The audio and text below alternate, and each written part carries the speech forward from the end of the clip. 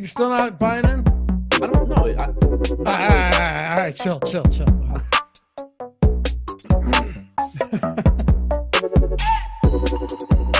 Yo, good afternoon. What's going on, everybody? Welcome to the Stochastic.com NBA Deeper Dive presented by Drafters. Woo! All right, get into that in a second. Tell you about how you can get 100% deposit bonus up to $100. Massive best ball playoff contest happening right now over there. I'll get to that in a minute. But first off, happy to have you guys with us. A little two-game action to close out this play-in round tonight. OKC, Minnesota, Chicago, Miami. I went over this morning with Josh Engelman. I'm Dave Loughran, by the way, at Lafayette_D on Twitter. Joined by Adam Scherer at Ship My Money DFS, rocking the flat brim Orioles hat. Is that an old school hat or is that a new thing they've got going on? No, it's like their new batting practice hat. Oh, it's a batting practice hat. Okay. How you feeling, man? Good, except for I can't get into my FanDuel account, so maybe not good shortly. Will they lock you out? I mean, it's doing the verify you're human thing and then not believing me that I'm human. Oh. I can vouch for you. Anyway, happy to have you guys here. Hit that thumbs up if you haven't done so yet. Subscribe to the channel. Dude, you know you're just going to have to let this go for a minute. I can't deal with you staring the opposite way for an hour. Yeah, I was trying to read it because it said okay. It was giving me the list of reasons it might be happening and there's nothing I can do about it right now. But gotcha. Yeah. All right, we're good. We're good. Sometimes I know how you get sometimes. You just sometimes conveniently forget that you're on a show. So we Yeah, got no, I knew you were going to talk for a minute. So yeah. Well, hit the thumbs up, subscribe to the channel. Appreciate all you guys who have done so already. Should be a fun show today. Only 2 games, but everyone thinks when you only have 2 games that the show should take less time. You and I have gone over this a lot. Like when there's only 2 games, you can't just ignore. If this was a main slate, say 8 games, and we had Chicago and Miami with a 208.5 total, wouldn't spend a whole lot of time on, except with only 2 games, you have to talk about literally every player that might enter the rotation on both sides. yeah, exactly. It's I think like 12 game slates go faster than 2 game slates a lot of the time. Sometimes they do. Yeah. And if it's me and Josh on the strategy show, things can get weird. You told me that he had asked you just out of the blue about the breast milk stuff the other day. Yeah, just mid conversation. Like I'm trying to like get my thoughts together about like some basketball rotation or stack. I don't remember if it was a baseball or basketball show. And he just like interjects with the breast milk question. And I'm just like, dude, I like, what are you talking about? So I'm like trying to read chat and figure out like if somebody said something, it completely threw me off. Yeah, that was a wild show. Even though the slate is over, I highly recommend you go back and watch that. A lot of rewatchability on that one. But yeah, atone for your sins. Hit that thumbs up. Wash yourselves clean of that filth and bow down before the YouTube overlords. Let's talk some basketball today. We got some fun stuff going on. Chicago, Miami, OKC, Minnesota. So the Bulls, 5-point dogs at Miami, 208.5 total, dude. There's a lot of low totals coming up for like game ones and stuff. It's just going to happen in the postseason, but this is a very low total. Doesn't really matter much because we're still going to be playing a lot of guys from both sides of this one. But the Bulls come in, they knock off Toronto thanks to DeRozan. Oh, quick thing, and then we're diving in. I need to get your opinion on this. Josh said this morning, if he were running things, he would have dragged her out of the stadium. If you're like Toronto security. Yeah, like he goes after the second screech, she's gone. I mean, I didn't see any. Like, I know what happened, but I still haven't even seen a video of it. Oh, you haven't? No. It sounds like a dying animal every single time someone took a free throw attempt. I know there was a picture that came up earlier of Miami's mascot holding a sign that said "No screaming" with like the seats right behind the basket roped off. Really? Yeah. I don't think she's going to be at this game. No, anyway. Demar had said she wasn't going to be. But my Lord, that was something else. Yeah, it's a death shrill. It was crazy. But yeah, if Josh got his way, it would have been the biggest PR nightmare in the history of basketball. If they booted DeMar DeRozan's kid out of the, escorted her out of the game. He did shoot like 18 for 36 from the line or something. It like worked. Dude, they shot like 50% from the stripe. It worked. I mean, I'm wondering if other people are going to try and take this up now. Probably. I mean, that has to be the favorite. Someone needs to do it to the Bulls today is what needs to happen. Right. That's what needs to happen. But yeah, Josh has no tolerance for anyone or anything. But yeah, he said she's gone. All right. So exactly. Krill fingers. That's right. But that's not exactly what I was talking about. I'll get into that sometime in the future and elaborate, but no time for that now. One day I'll really drill down into what I got into today, but no time for that. Anyway, Chicago. Let's start it off with the Bulls here. LaVine, monster second half in that game. I'm not saying the guy single-handedly took care of business, but he was absolutely stellar in the second half of that game. You've got him, Vooch, and you've got DeMar DeRozan, all three of them up top, staggered by a few $100 each one up to the top till you get to LaVine. How do you want to approach the big three today for the Bulls against this Miami team? Kind of the same way we have been all season long. Just, clearly you're going to get to more of them on this slate than you would on, your 8, 9, 10 gamers during the regular season. But you still have $500 total separating Vooch, who's the cheapest of the three, from LaVine, who's the most expensive of the three. They're all pulling on DraftKings between 31 and 35% ownership. DeRozan's probably the easiest one to get to. He has the highest optimal percentage at 36%. He's small forward, power forward eligible. So you have either forward spot you can fit him in. He's less expensive than LaVine. So, by a little bit, probably the easiest to get to. Vooch, probably the most difficult to get to. He's actually getting the most ownership, but we have him with a 30% chance of being optimal, which is just behind DeRozan and Levine. And then Levine, shooting guard, small forward. So you do get an extra position there. He's 8K. I think he's probably the second guy that I would get to from those three, but they're all very, very similar, and they're all clearly very good plays on this slate. I would agree. I mean, do you have any, this is, I guess, if we're getting into more game theory here, other than just like, hey, that's a good play. Do you have any restrictions that you think you might place on, like, and I don't think this will happen often, but, you know, three of them I don't imagine you're going to get a lot of that. So I think probably the most you're going to get in most cases is just two of these guys, which you'd be perfectly fine with. But I mean, when it comes to these big three, do you have any concerns about not wanting all three of them in a lineup, or do you just think that probably won't happen? It probably won't happen all that often, but I don't care either way. Okay. You know, there is some positive correlation in addition to, we've talked about it a lot this year, but like the first thing you think of is there's only one ball to go around, and, you know, what are the chances all three of these guys have big games? But that is offset a bit by, you know, there is some chance that Miami, for whatever reason, just like does not defend at all tonight. Like, obviously that's not likely, but in that case, it benefits all three guys. Or let's say this game goes to overtime, like you would still rather have probably all three of the Bulls than have one of them be somebody from the Minnesota game. So with it being a 2-game slate, I'm not going to set that rule to make it, you know, max 2 of the big three. I don't think it's going to show up that often anyway, but there are ways that it plays out where, you know, it just ends up being a better than expected spot for Chicago across the board anyway. Josh and I were talking about this morning too, and we had a question. It was basically like, are you guys worried about the total in this game? Number one, there's only 2 games, but number two, Adam, you're looking at a game where we're in the play-ins. This is win or go home, do or die, right? This is it. These guys, while it is a low total, you're looking at probably like 40 minutes in regulation from all the top players. You're probably getting around, if not more than 40 minutes in regulation.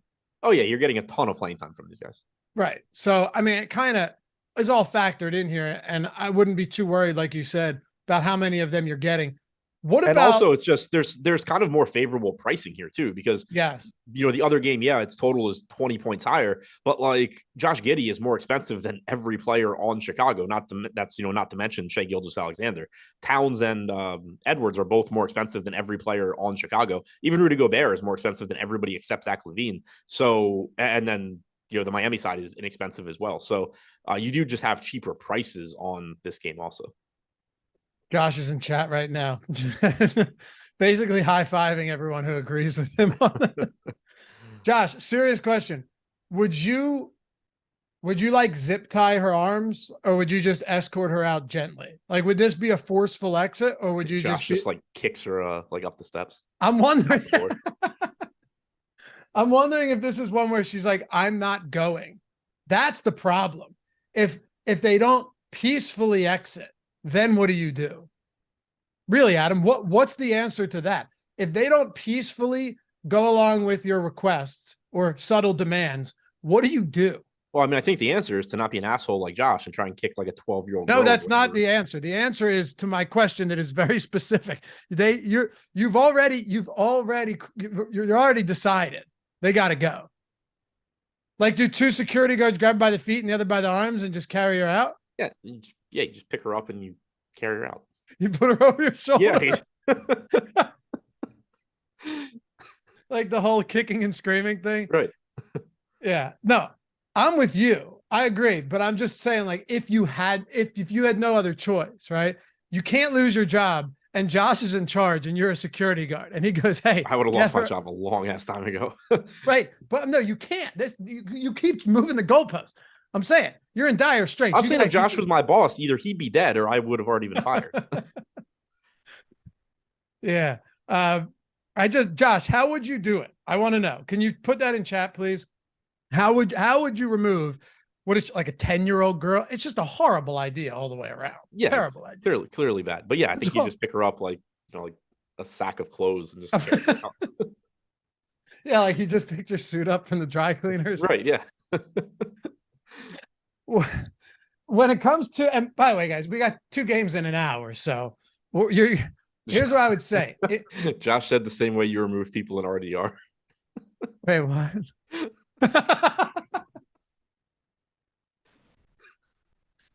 By RDR, he means my way of playing Red Dead Redemption, just honor level spiked to the bottom, and it's not good. just embrace the show today, friends. We'll get to everything and make sure that we get you in a good position for sure. All right. Beverly's really high owned. These are a couple spots I want to drill down on, right? Because this is why 2-game slates are weird. Beverly's super high owned. Then you've got Kobe White, 4,800, DraftKings, 32% owned. Pretty popular, given that it's Kobe White. We talked about Vooch, DeRozan, and Levine. We'll get to Drummond last because I agree with Josh this morning. Like, I don't even think he's playable, but we can talk about that. And then Caruso's prices come up $1,100 from 39 to 5K. But also, Caruso played 32 minutes last game.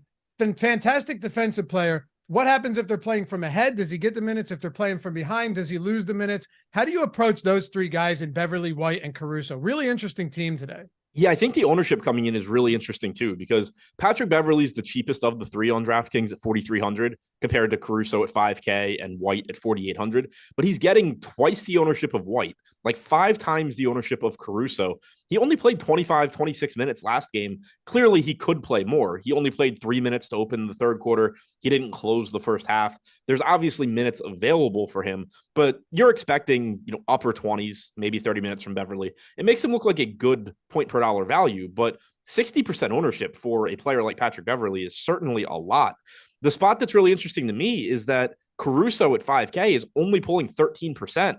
19% chance of being optimal. So we have him going a bit under owned, whereas Beverly is pulling 60% ownership at 35% chance of being optimal.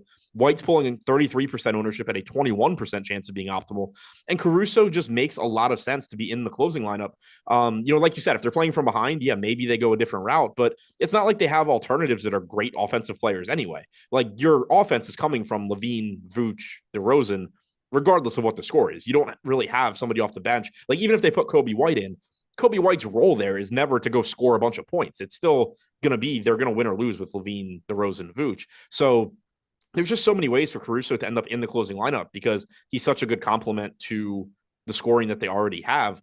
Not a great point per minute guy, but at 18% ownership, it's still only a $700 difference between him and Beverly and a $200 difference between him and White. I think Caruso's my favorite guy in tournaments of the three. I'm with you. Now, let's expand this a little bit. How he's your favorite guy in tournaments of the three. What about on the slate? Where would he rank for you in terms of priority tournament plays? I think he's a good contrarian play. I don't think he's like the best play on the slate or something. Okay. Whenever Caruso gets minutes, and I feel like he's going to get minutes, I just hammer the over steals props on him. He was, when I did a video this morning, he was over 1.5 steals at plus 160, down to plus 125. So yeah, let's get those swipes from Caruso. If he gets 30 minutes, dude's just such a pickpocket master. He should. This guy should live in San Francisco, Adam. Anyway. I think we covered most of Chicago. The only other guy to ask about really is Drummond and I guess Patrick Williams. But Drummond played, 4 minutes last game? How does he get – what is the path outside of foul trouble or an ejection or injury for Vooch where Drummond gets more than 10 minutes? I don't know. Because Vooch is going to play a ton. They're not going to play next to each other. So Vooch is playing, let's say, 38 to 40 minutes, barring injury, foul trouble. That leaves you 8 to 10 minutes at most for Drummond. And then there's a good chance that you're just getting Derek Jones Jr. out there for at least a couple of those minutes anyway. So I don't really see it with Drummond, especially if he's actually going to be 18% owned. I really don't see it. I do think Patrick Williams is interesting, just because he's in that price range with Beverly, White, Caruso, and he's only pulling 6% ownership. So we talked about the huge gap between Patrick Beverly and Alex Caruso, but then Patrick Williams is coming in at half of the Alex Caruso ownership. Williams played just as many minutes as Beverly did, 0.3 of a minute less. And, he's probably playing 24 minutes or so tonight. But if Caruso plays less, or if White plays less, you could get more minutes for Patrick Williams. He at least has a path to more playing time. So him only being 6% owned is really interesting to me also. Okay. Favorite play from this team right now in tournaments? I guess it's tough to say because Vooch and DeRozan and Levine are just going to be the best plays on this team. Right. Like DeRozan, Vooch, Levine are clearly my favorite plays. They're just Yeah. the top options here. I do like the lack of ownership coming into Caruso and Williams, though, relative to White and Beverly. All right, let's talk about Miami. By the way, hit that thumbs up. We're at 132. We got over 1,000 people watching. You guys are fantastic. Problem is that's a 10.3 ratio, likes to viewer ratio. I think 20% at minimum should be doable. And some of you just forget. I don't blame you for it. I forget things all the time. I'm reminded of that by my wife daily. But I'm reminding you now. Just tap that thumbs up. It's super simple. And we appreciate, helps us out a lot. Ed Monk, come on, sinners. That's right. Atone for your sins. All right, we're going to hit 200 quickly. I feel it. It's a Friday. People are in a good mood.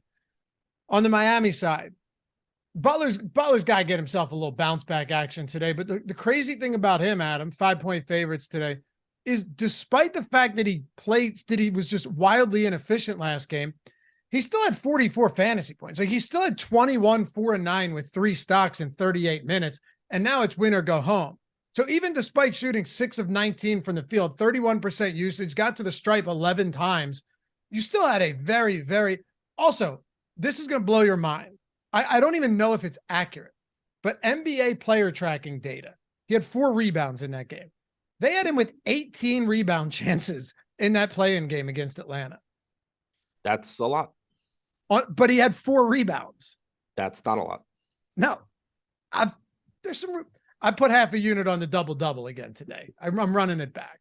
I think I don't know. I bet some Jimmy Butler bet that showed up in Odd Shopper yesterday. I don't remember what it was. I think under 5.5, 6.5. Might have been. Anyway, what do you want to do with Jimmy Buckets today?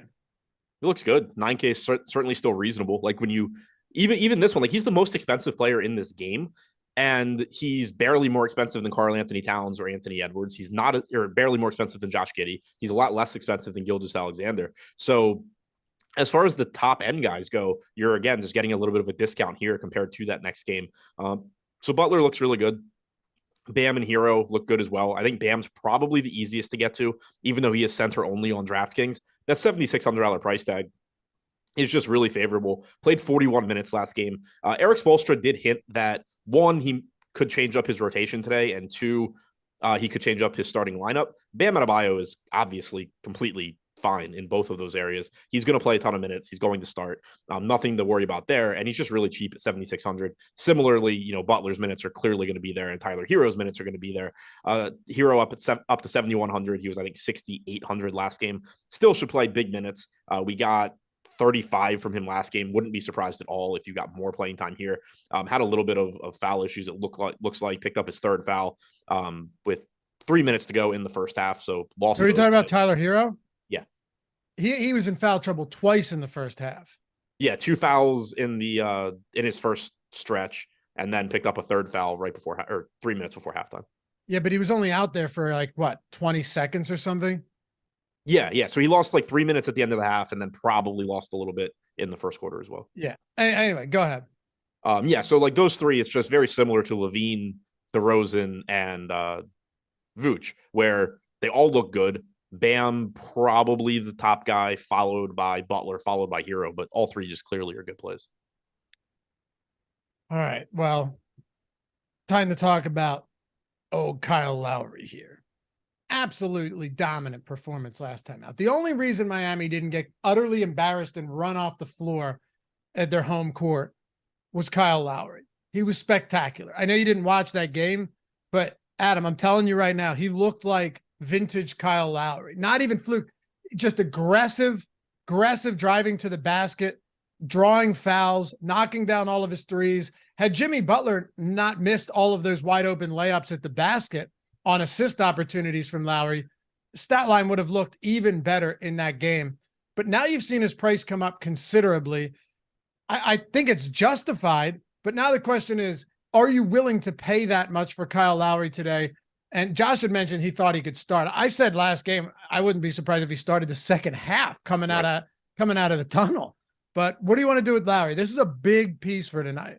Yeah. So one, I think he starts also. I assume that is the piece that Spoelstra was referring to as far as changing the starting lineup. It could very easily also, or be Caleb Martin over Max Strus. But the Lowry piece just makes a lot of sense. We had talked before that last game that we certainly expected him, or thought there was a very good chance at least, that he was going to play more minutes, because you had seen them in the regular season down the stretch, prioritizing getting him those closing minutes, but also limiting him to around 24 minutes. It seemed pretty obvious that you were going to get more playing time in a postseason game. Played 32 and a half minutes. Clearly, he can do it physically. So I do expect him to start, and that should just make the playing time feel even more secure. But even if he comes off the bench, I think you can still get there at 5,600. Obviously, the price tag came up, but keep in mind, this is somebody that was like 80% owned at 4K. It's not like it was like, oh, well, Kyle Lowry could have a decent game, and then he played really well, and his price tag jumped a bunch. It was like the most obvious play on the slate. He was so like wildly underpriced. So his price tag coming up doesn't like immediately make him overpriced or anything. Right now, we have him at 28% ownership, but actually with a 43% chance of being optimal. So still think he's a very good play at that price tag. Me too. If he plays another 30 minutes, then you just have to like him at this price on a 2-game slate. You know, it's pretty evident. Do you think if he's in the starting lineup, I don't want to get too granular here, but do you think, and by the way, Stanley Johnson's side chick said, Laffy, the grilled cheese with jelly is proper, man. Props to you. Great after sex food. Also, for the record, I'm sure you've been there, done that already.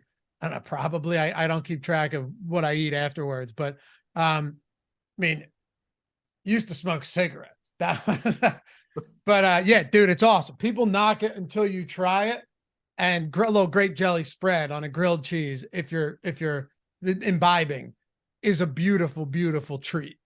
Anyway, I don't want to get too crazy here, but do you think that Kyle Lowry in the starting lineup, playing potentially 30 plus? Because I think if he's in the starting lineup, you have to project him for at least 30, right?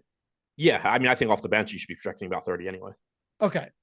Do you think that hurts Jimmy Butler from a playmaking perspective? Do you think it takes away from anybody here? Because to be fair, Gabe Vincent, him and Lowry are in, by the way, isn't exactly taking anything away from anyone when he's in there.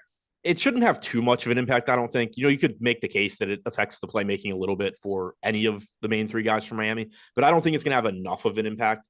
I'm pulling it up now just to kind of see what rates look like with Lowry on the floor this year, but from a fantasy, point per minute standpoint, it shouldn't matter too much. Butler 1.19 DraftKings points per minute, still a 24.5% assist percentage with Lowry on this year. Bam's at 1.1, still a 14% assist percentage. Hero's still got a 20% assist percentage. So it's not like any of them are going to disappear in that department.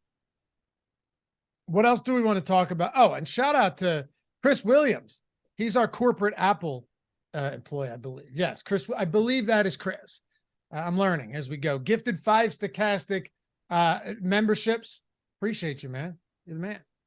Jordan, whenever I read that, stochastic DFS daily fantasy sports advice, we have a very long name here on YouTube. That's too long. I even got to chop that down a little bit. Like stochastic DFS. I don't know. I get it, but that's long. Thanks, Chris. You're the man. Shout out to you. What else do you want to do with Miami that we haven't talked about here? No stone unturned for a 2-gamer. Yeah, so I mean, we have to wait and see what the starting lineup is. Last game, it was Strus. He played 24 minutes. Caleb Martin played 28 and a half off the bench. Martin was frequently closing games off the bench, even during the regular season. So I think if you get that same starting lineup where Strus is starting and Martin's coming off the bench, Martin still is likely to play more minutes than Strus, but I don't think you should be getting 39% ownership for Martin compared to only 19 for Strus. I do think that should be closer, especially if Strus is starting. If Martin starts, I think you end up seeing a bigger gap in ownership, but that would still make Strus interesting just because if he does go out there and knock down shots, then he can get more minutes. So I think Martin's the better play, but I would pay attention to the ownership gap between those two. Kevin Love pulling no ownership and probably shouldn't. He played 3 minutes last game. I don't really expect him to play much here. I don't think you can get to Gabe Vincent at 4,900, especially if Lowry's in the starting lineup. So nothing really to see for those guys for me. Okay. Jordan, so you have this set up where if you hit exclamation cats, it has quotes, correct? Put yourself on the screen. I have a question for you. I don't have a scene set up for that, but I can. So full of shit, dude. We've been doing this for years now. Yes, you do. I know you do. Put yourself on the screen. 1 second. Oh, so you're just blatantly outright lying to me. A little bit. Yeah. Is there a way that we can rotate quotes? Like, can you just have a bunch of different quotes, and if you do that, one of the random ones will pop up? I don't think so. I can look into it though. That would be kind of neat. So We you just definitely- get a surprise quote each time you hit it. I know, but like I don't know a lot of his quotes. I try not to remember anything he says. So All right, let's start archiving some. Let's start getting some of these build up. And, Yeah, and we can do that. We can have some fun with it. Yeah. I guarantee you, chat could give you 50 of them right now. Adam could probably give you a bunch of his quotes as well. I don't even read them. I just time them out. I know. All right. Anything else from Miami? Or you want to move on to OKC and Minnesota? No, we move on to OKC in Minnesota. I thought I finally got into FanDuel while you were talking, but I did not. I've been giving you a lot of time too. Yeah, I'm gonna have to just, I guess. I don't know if maybe Zoom is messing it up. Shout out to Malakar too. Gifted 5 subs as well. You guys are killing it today. We appreciate you. Appreciate you. You get the free super chats, the custom emojis, those sweet badges. Malakar's got the, what is that, a multicolored one? What is that, like 2 years, Jordan? 2 years? 13 months. What's the 2 years look like then? We have to. I mean, I must have a 2-year one. Must. Now Chris Williams gifted 5 more. I told you it's Friday. People are in a good mood. We're all feeling great. All right. Anyway, let's talk about OKC here. Also, last thing before we get into that, I'm not sure if you guys have signed up at Drafters yet. Very simply, it's like a lot of these best ball sites, right? Except in this case, you probably signed up at the other ones. This one, 100% first match deposit bonus up to $100. First of all, we put the link in the description. We can put it in chat as well. The NBA playoff best ball championship locks tomorrow. And I'm pretty sure, and Greg could confirm this because Greg Ehrenberg has a video up on the channel as well. Went over all the tips and strategies for you guys to crush these NBA best ball drafts for the playoffs. Pretty sure that's a good size prize pool.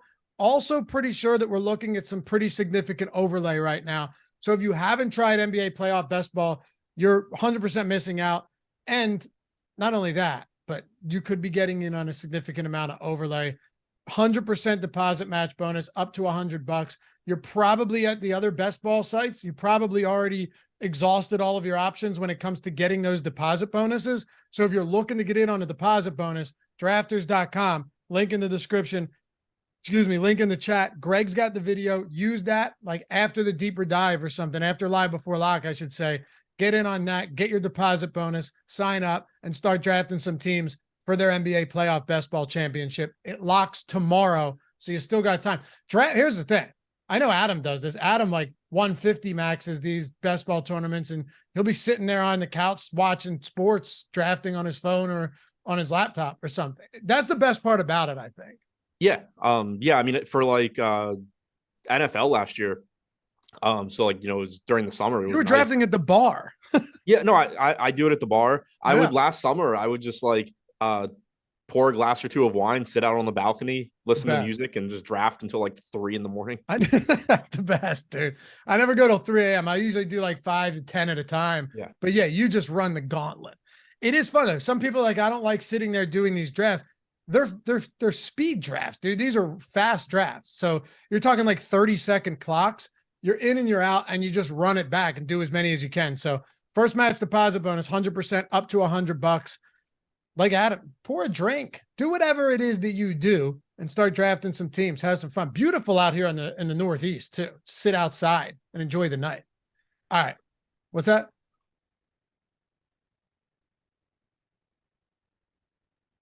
Yeah, I said that. Oh, I didn't say what time. What, 12:30 Eastern? All right, thanks. Yeah, 12:30 Eastern, it locks tomorrow. So get in there. Drafters.com, link in the description and in the chat. All right, let's talk about OKC. Normally, I would start with Shai Gilgeous-Alexander. I would start with Josh Giddey. I want to start with Jalen Williams with the Y. Played huge minutes last game. Had 8, 8, and 8, like straight, prime Draymond Green type stats. And his price, unlike Kyle Lowry, unlike Caruso, who saw their price points rise dramatically, his salary came up $100 since last game, dude. Yeah, and I think he's really interesting here. The caveat is that we don't know what OKC is going to do with the center position. They do have different ways they can go. Josh and I thought there was a pretty good chance that last game was going to turn into just two small teams going at each other, and it really didn't. Joe Val played 30 minutes in that one. Jackson Hayes played 18, so they didn't really go small at all. And as a result, you had Jalen Williams out there for 32 minutes for OKC. Now you're going up against the team that, they're questionable, but you're assuming is going to have Karl Anthony Towns and Rudy Gobert in the front court.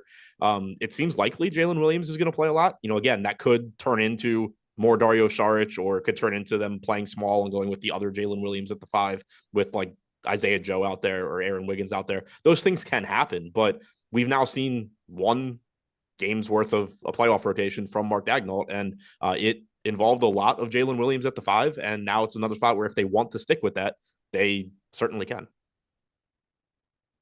So at his price point, is he one of your, and I know he's center only eligibility, but is he one of your he's got to be one of the best value plays on the slate. Yeah, I think he's one of the best values. The risk, again, is just that the rotation could be different here. But at 4,400, there's just not a lot of value on a 2-game playoff slate. We at least have the potential for a $4,400 guy to play 30 minutes, and he's not a bad point per minute guy either. He's at 0.87 DraftKings points per minute for the season.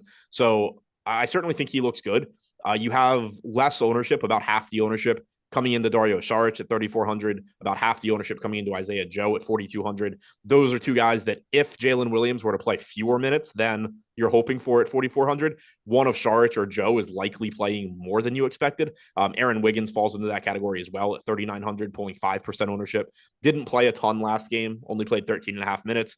If you get a game where Jalen Williams plays like 24 minutes instead of 32, there is a decent chance that Aaron Wiggins is playing a bit more also. Where do you want to go with Giddey and SGA today? I think they're good tournament plays if you can get there. Josh Giddey and SGA both should give you around 40 minutes, if not more. Giddey's a 1.2 fantasy point per minute guy with SGA this year. SGA is a 1.4 to 1.5 fantasy point per minute guy. So both of them are going to look good. It's just a matter of, like I saw somebody mentioning in chat that it seemed like every SGA lineup they made, they needed to use Andre Drummond. That's kind of the problem we run into is you have this sort of soft pricing in the mid-range on Levine, Vooch, DeRozan, Butler, Bam, Hero. And then you have like actual correct pricing on SGA and on Josh Giddey. So it makes it more difficult to get to them, but it does give you the opportunity for guys that are projected to go a little bit under owned. We have SGA with a 16% chance of being optimal, 11% ownership, Giddey 29% chance of being optimal, 24% ownership. So if you can get there, they're two very high upside plays, and they're getting quite a bit less ownership than the Miami guys and the Chicago guys, but you're also paying for it. Yeah, SGA's $1,400 more than the next most right. expensive player on the slate. Exactly. It's a huge increase for sure. When you look at them, Giddey, SGA, of course, Butler, same price essentially as Giddey.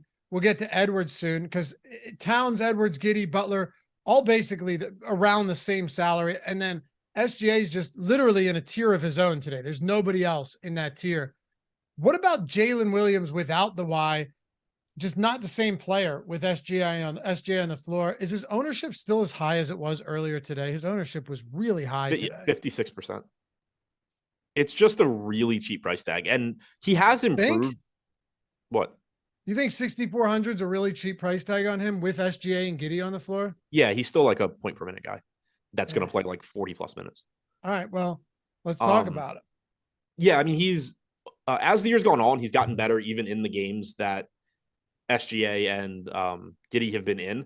At the beginning of the year, he was around a quarter of a fantasy point or 3/4 of a fantasy point per minute, rather. Over the last couple of months, he's closer to a fantasy point per minute. Overall, for the season, he ended up playing 62 games with them, 0.87 DraftKings points per minute. Over the last 2 months, we'll call it, he's played 15 games, 0.94 DraftKings points per minute.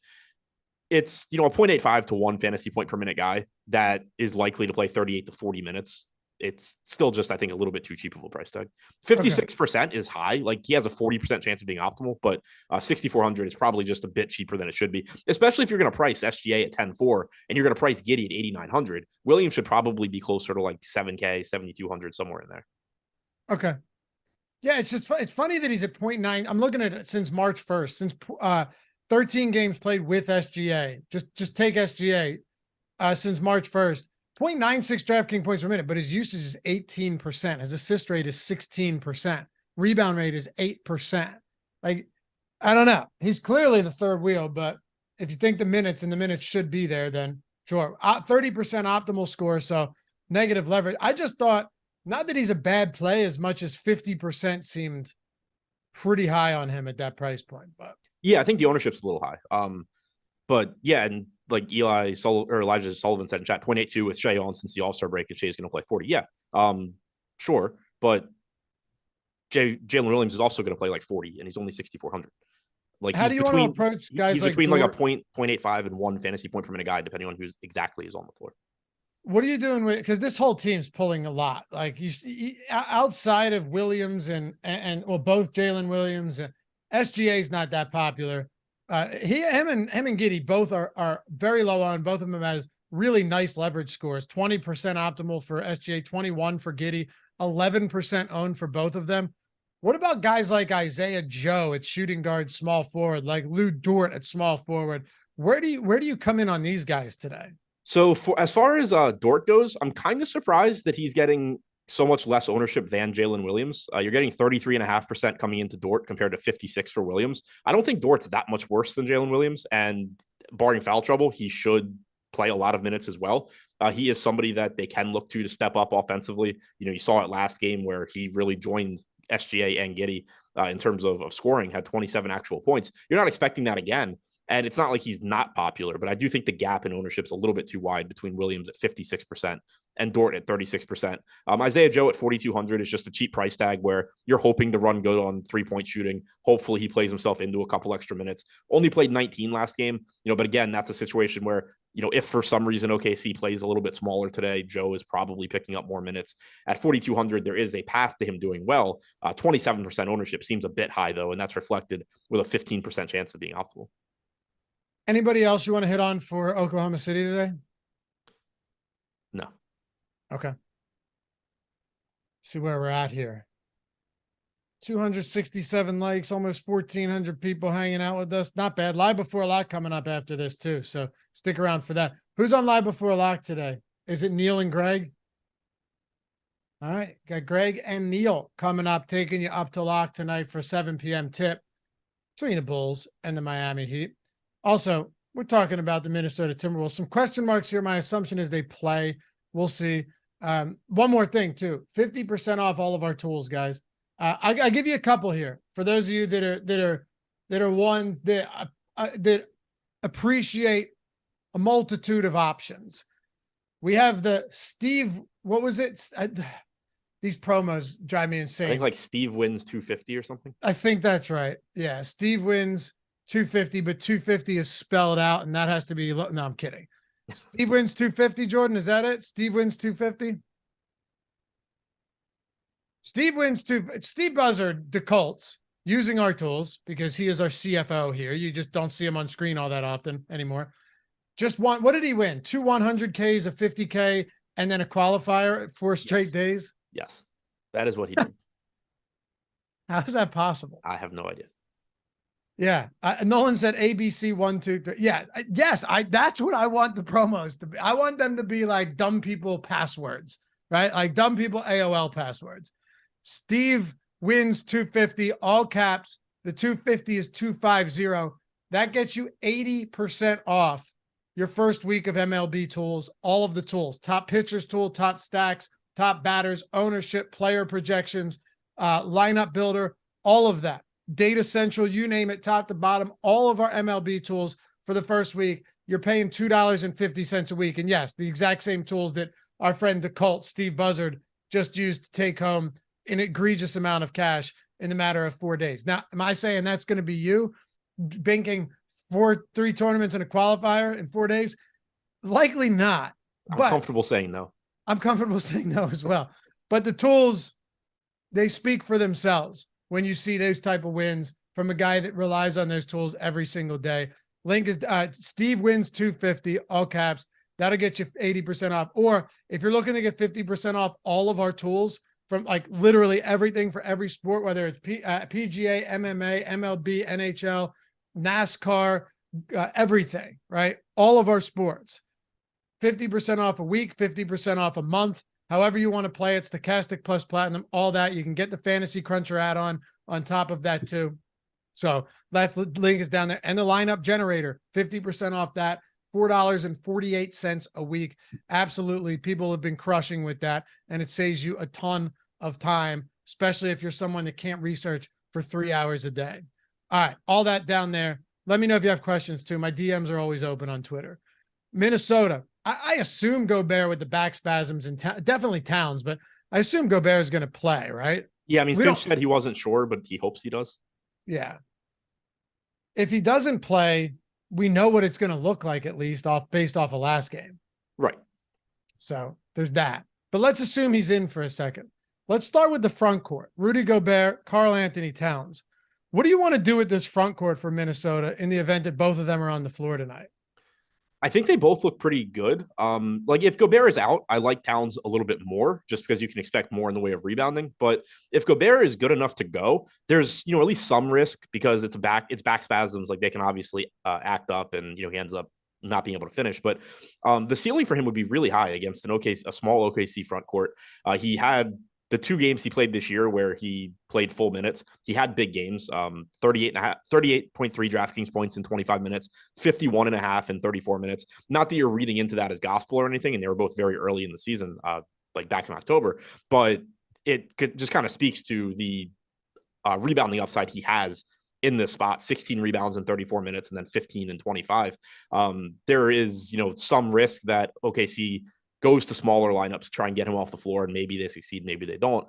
But at 7,900 and right now projected for 9% ownership, probably because of the Q tag, I do think Gobert is going a little bit overlooked. Like you compare that to Bam Adebayo at 7,600, and Adebayo is getting 3.5, 4 times the ownership of Gobert. I like Gobert in tournaments. I understand that there's risk there, but I think that you're going to see the ownership be relatively low as a result. Towns with or without Gobert, I like quite a bit. Like him more if Gobert is out, but happy to play him either way. Anthony Edwards is an interesting one today. Dude shot very poorly last time out. When I looked at our boom bust tool earlier, when Josh and I were doing the strategy show, so probably like 10:45 in the morning at that point, his leverage score looked really good. It's still a positive leverage score, 45% optimal, 40% ownership in our boom bust tool, 43% boom probability. Where do you go with Edwards today on a night where you've got Levine at 8K, you have Butler at 9K, you have Giddey at 8,900. So all of these guys are in a similar area here. Is Edwards one of the guys that you prefer? Like, how would you prioritize those 3 that are priced apart by $200? Butler, Giddey, and Edwards. Yeah. I think Edwards is 3rd for me in terms of fantasy points. It is nice that you have shooting guard, small forward eligibility. So he is projected to go slightly under owned, 35% ownership on DraftKings, 38% chance of being optimal. I like him a little bit more if Gobert is out, just opens up more spacing for him, allows him to get to the rim easier. But one way or the other, Edwards is clearly a high upside play. I do think I would probably get to Butler and Giddey first, but I also really like Edwards. Okay. Where else do we look towards when you're talking? Oh, here's one. Mike Conley. I'm not sure if you've really looked at what Mike Conley's been doing lately. I certainly have because I was on the under points last time out. It's just wild efficiency on low usage, like 7 for 11, 6 for 8 from 3, 5 for 11 the game before that, whatever. But the 6 for 9, 5 for 7 from 3, 6 for 9, 3 for 5 from 3.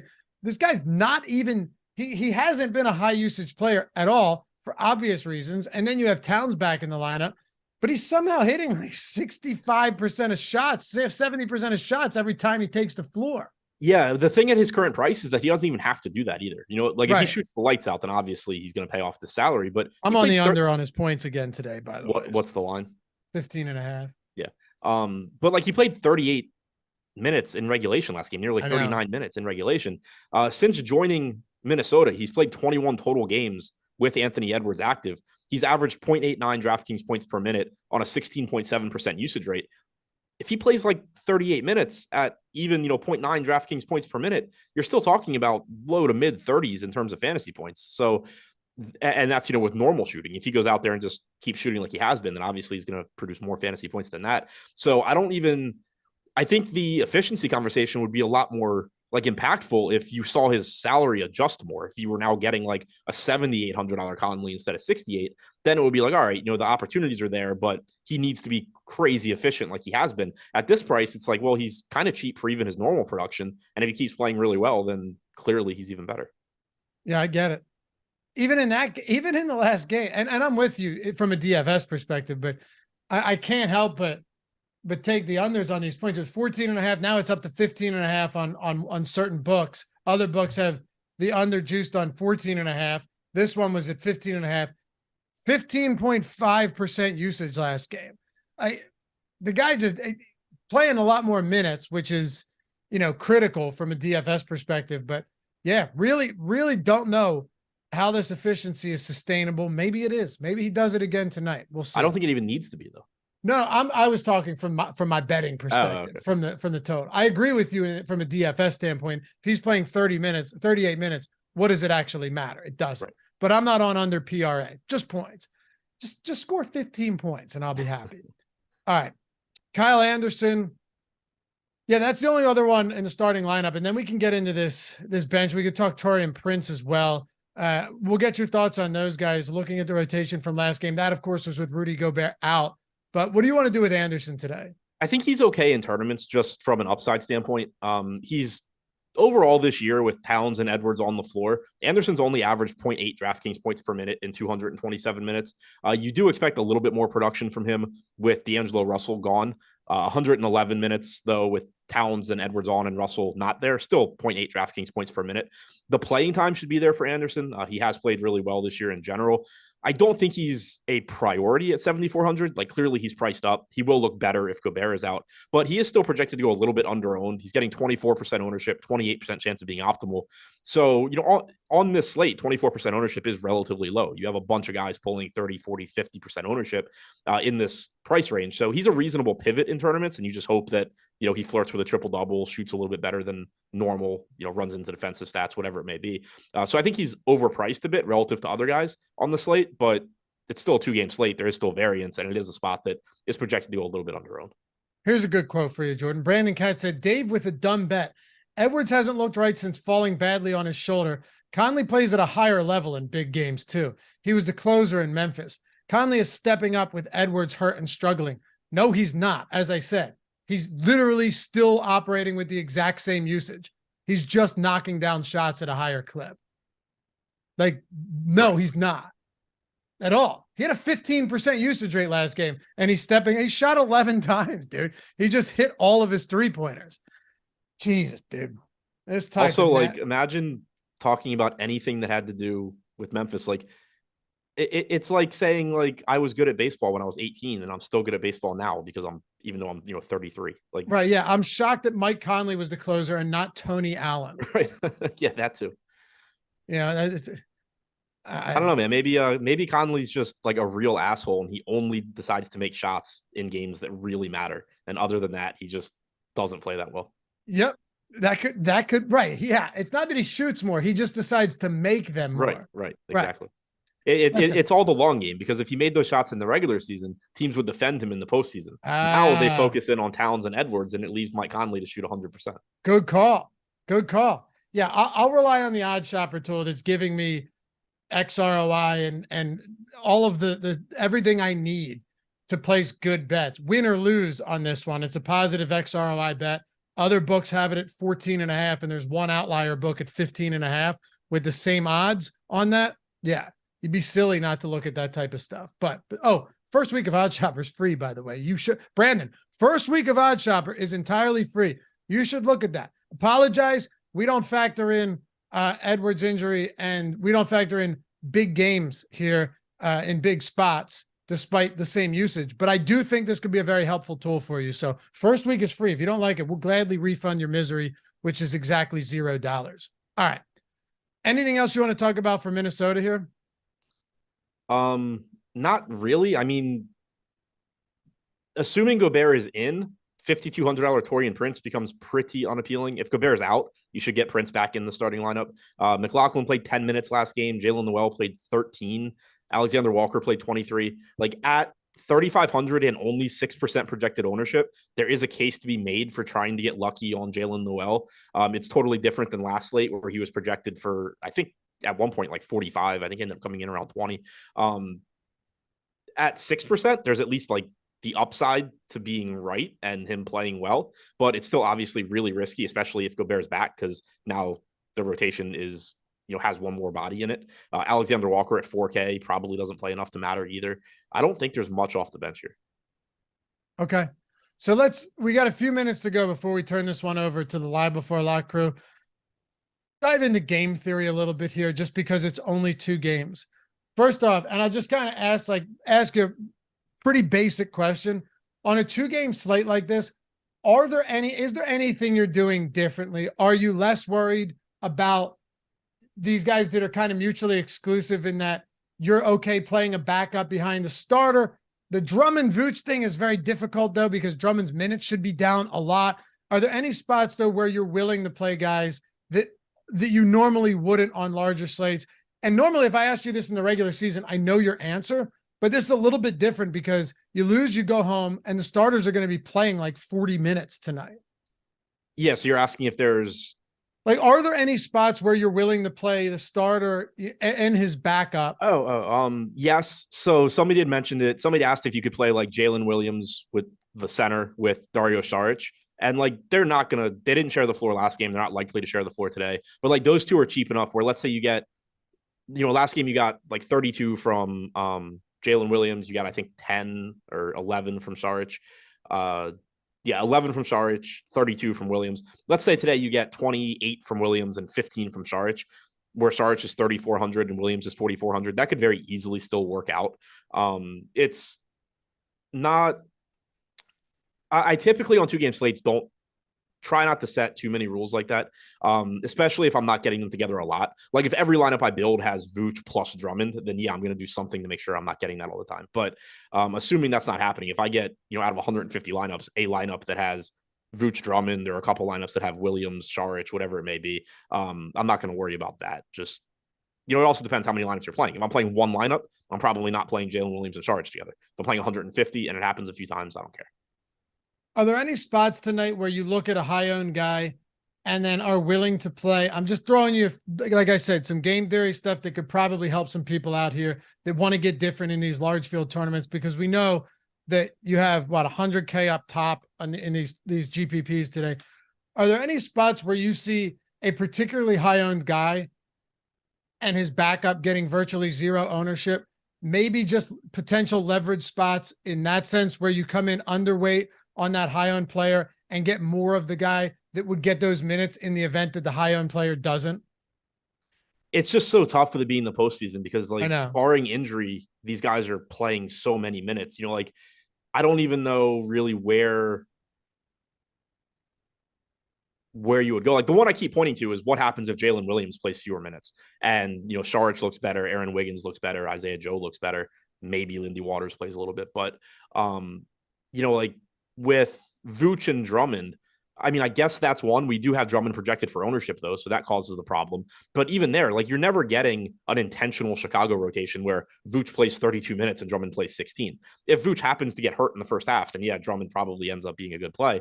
Even then, you probably still get a decent amount of small lineups. But the point being, like, at least in the regular season, you have injury, foul trouble, blowouts, just general weird rotations. Whereas in the postseason, you basically have injuries.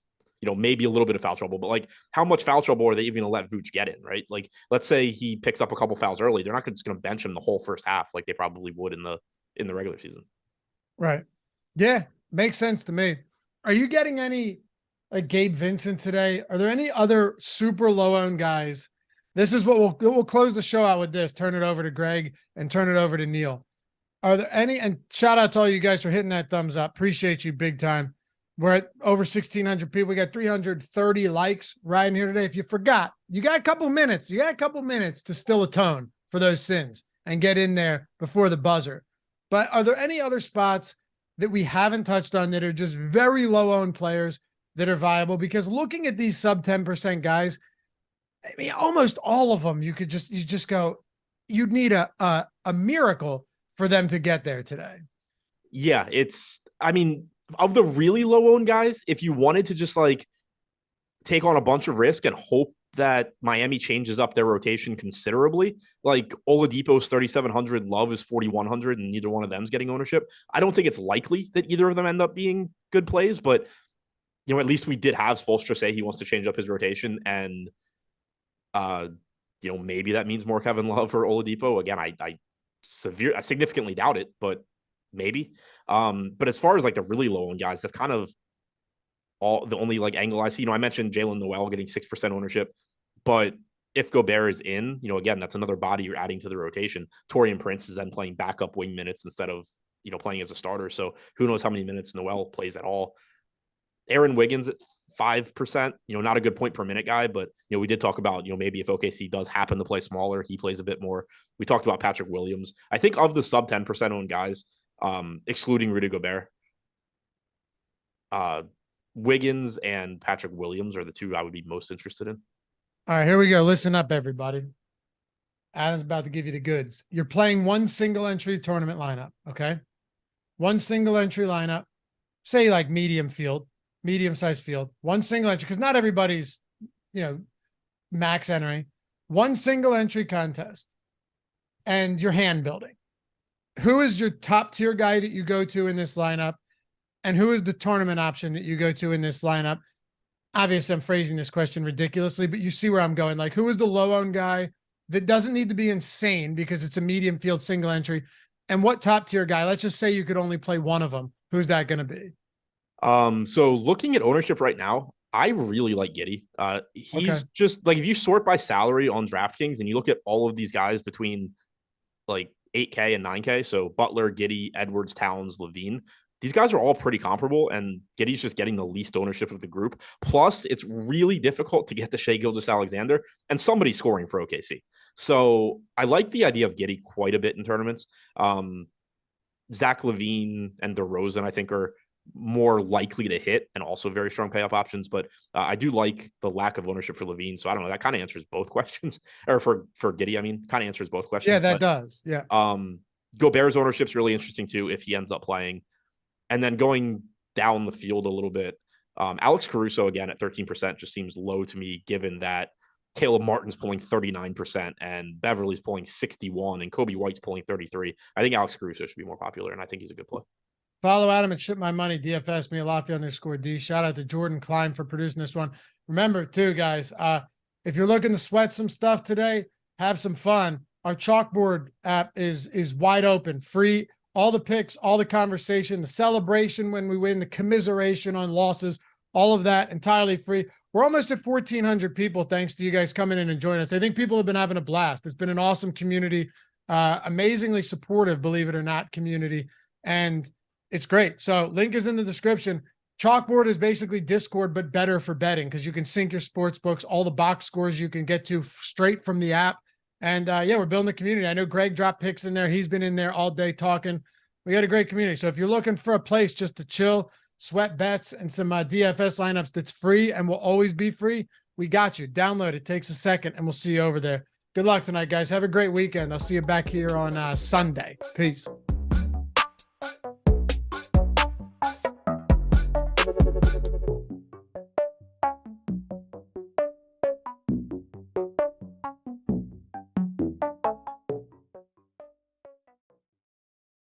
Yo, it's that time of week again. We're giving out some free months of Stochastic Plus Platinum, inducting you fine people into the Hall of Fame right here on the Stochastic Hall of Fame.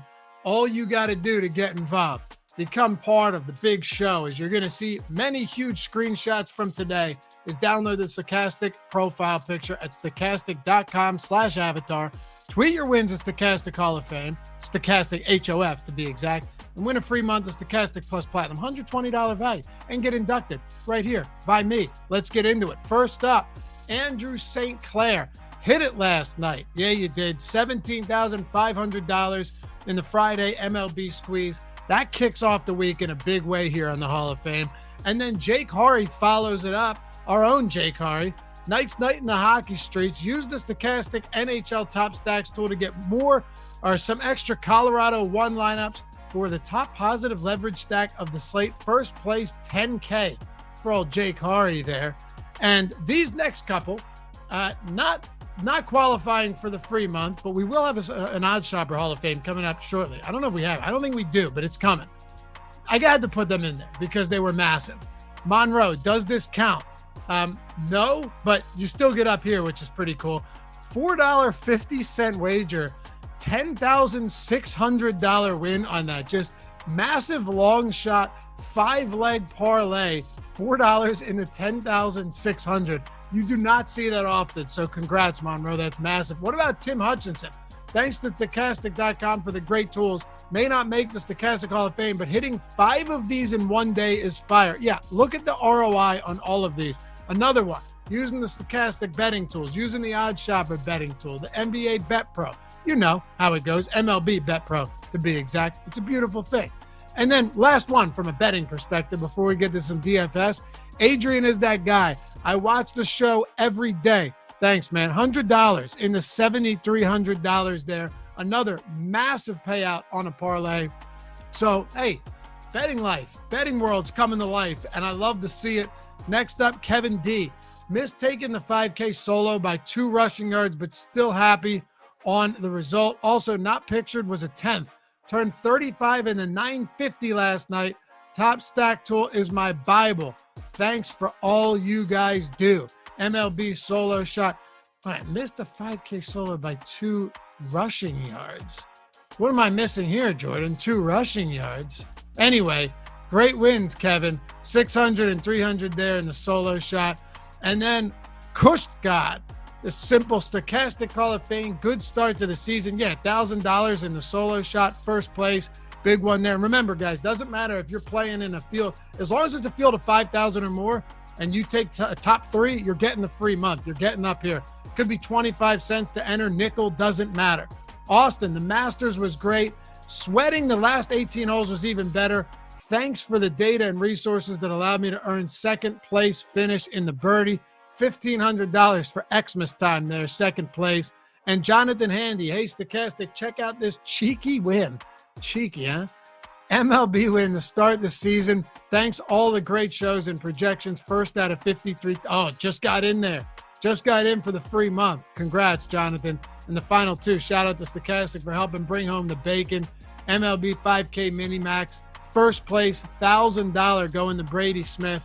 And we close it out with D-Fick. It's only $40, but I'll take a solo bink in a showdown with 22,000 entries any day.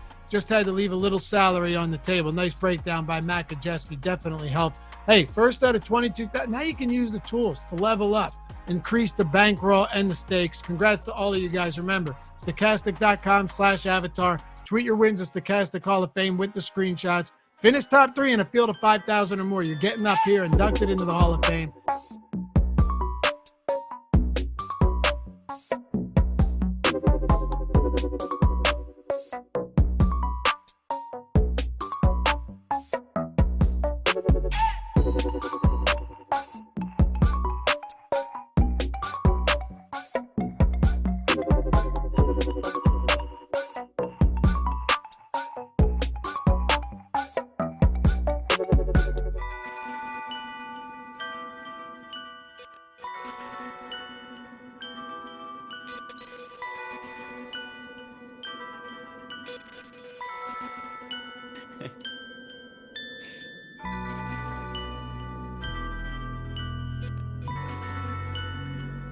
What is happening, everybody, and welcome to Stochastic NBA Live Before Lock, where tonight we're going to find out if Neil, not the flannel god today, the well-dressed collared god, is going to find out whether his favorite team is going to be playing into the NBA playoffs or not. So as you guys come in, like the video, subscribe to the YouTube channel, and shout out to Drafters, who's sponsoring our show. And Drafters has a pretty fun platform. I just started using it for the first time because they're sponsoring us. So I did a couple of drafts earlier in the day. I also recorded one of them and put it up on the YouTube channel. So should be fun. Some of these playoff best ball drafts. Something else of note, it's only about halfway full, the contest they have right now. And it locks tomorrow afternoon because that's when the NBA playoffs are going to be commencing. The real playoffs tomorrow afternoon. So if you guys want to get in on some best ball action with what should be overlay over on Drafters, go sign up at Drafters using the promo code Stochastic2. And that's going to get you up to $100 bonus on your first deposit. Neil, Couple questions. Number one, why no flannel? Number two, no Timberwolves apparel at all today? Yeah, I forgot to do my final outfit change. On my this is the fourth show I've done today. I've done 3 different sports. I just did a guest spot on the fantasy points. I did an XFL breakdown, so I wore my San Antonio Brahmas hat, of course, and then forgot to switch back into my Timberwolves hat with 45 minutes left. It'll be on for the game tonight, though. I'm going to the game, super excited for it. Yeah, I'm ready for this game, and the Timberwolves are going to win no matter what Jordan Klein says.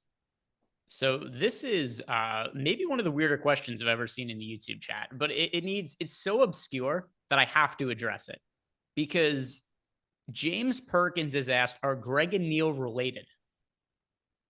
Yeah, I mean, we don't know for sure whether we are. Yeah, we're sisters. What do you think's going on here? It's because we look so similar. Yeah, how did you get to the conclusion that we're related? I honestly need to know. James, leave another message in the chat. I want to know why you thought we were related and what you think our relationship is. I'm curious. Is this something that comes up regularly, Neil? Do people typically ask you? Oh yeah, people are always asking me if we're related, and I tell them yes, we are. I mean, maybe people are just so they're so not understanding how I could be doing shows in the DFS industry, like, oh, he must be related to Neil Orfield to get him gigs. Maybe that's what it is. Maybe that's it. Neil is such. Oh, no, Neil's such an idiot. Like, why would they have Neil on shows unless he's related to Greg somehow? Greg's like, I'm gonna have my cousin on the shows. I don't know what the reason is. Yeah, we've got Alexander Mark says both of us are super white. That's true. Although pale is a fairly common that applies to 95% of people that are doing DFS content. Like who's the tan? Well, I mean, Eric lives in LA, but it's like, what, you guys just watched Loughran and Adam do a show, and it's like, oh, that was the tan show or something. They everybody's saying like we're different generations. Every response is like, oh yeah, Neil is Greg's stepdad, Neil is Greg's uncle, that kind of stuff. And that's offensive to me. I think we're only like 6 years apart, maybe age wise. Yeah, and Neil is not banging my mom either. I mean, that needs to be said. Okay, yeah, that's definitely true. That's definitely true. So now Michael Knack is saying Neil has to shave. Maybe that's it. You shave and then all of a sudden we look alike. Maybe then it's a new one. Actually, twins. I haven't seen a follow-up from James Perkins yet to see if like we're related in the way that like The Rock and Kevin Hart are related. They work together a lot, but there's no blood relation. Brandon Wagner, you sure about that, Greg? I assume that's related to whether Neil is my stepfather or not, whether he's banging my mom. Yeah, I'm pretty sure. I know a lot of you have heard rumors that I'm banging Greg's mom, and I just want to say it on air. That's not true. That's not true. No. Neil's very handy, though. He does come over the house fairly frequently and helps fix the floorboards upstairs. I know, because you hear like you hear the banging upstairs, but yeah, he's just helpful. Yeah, I'm very helpful. He's very good with his hands. A lot of tools. Yeah, I'm really waiting for this follow-up from James Perkins. He responded again in chat, but totally unrelated. Yeah, he did post a follow-up in chat, but it's like a 1v1 question. It's not, it has nothing to do with how we're related. Well, anyway, James, we appreciate you. It was like the Joker dropping a bomb and walking away gif. I think that's what James just did. Yeah, it was good. He came in, and I think I'm usually pretty good at telling what's trolling and what's not, because I like to troll myself. And I'm under the impression that was a genuine question. I mean, James is usually in chat asking, speaking. He seems like a genuine guy. So I don't know. Yeah. So yeah, not related. Sorry to burst your bubble there though, James. Yeah. No follow-up. Once again, be curious to see why it is that you thought they were related. We've got an NBA slate to talk about too, and we should hit on that at some point as well. I need to ask you first though, because we have some players on the injury report for your Minnesota Timberwolves, and you're so ashamed you can't even wear any of the. Do you have the mug at least next to you? Oh, you better believe I've got the Stein. All right, good. All right, at least you got the Timberwolves mug next to you. Karl-Anthony Towns is questionable. I call bullshit on that. Jalen Noel is questionable. I call bullshit on that. They were both questionable last game. Both ended up playing. The Rudy Gobert one, to me, though, I tend to think he's playing. I'm not 100% sold he's going to be in like I am with Cat, though. So I'm wondering, do you, and given your Minnesota roots over there, do you have a stronger feel than I do on Rudy Gobert? Like, because it's so hard because they post so much nonsense on the injury report, but he was also suspended last game. It's clear that they don't feel like they absolutely need to, because it was a team suspension. So it wasn't a league suspension. team suspension after he punched Kyle Anderson in the chest in the final regular season game. What is your confidence level that Gobert plays tonight? I'd say like 85%. I think it's way more likely that he does play tonight. He might be limited. He was already a little bit, banged up prior to the incident. So I'm a little bit concerned that he is limited, but I think he's playing. All indications that I've seen suggest that he's going to be in tonight. My bigger concern is like whether he's playing full minutes, whether he can handle it. And I think he is. And I think I'm actually going to like Gobert quite a bit DFS wise.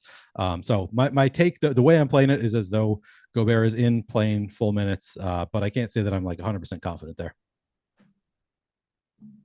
Yeah, my feeling is the most likely scenario is he plays full minutes. But just because this is a 2-game slate, I do really want to talk about this and make sure we go over some of the different ways we might want to approach the slate. So for me personally, I'm building lineups out, assuming Gobert is in, assuming he is good to go. And let's start with that. Is that what you are doing as well? Yep, that's what I'm doing as well.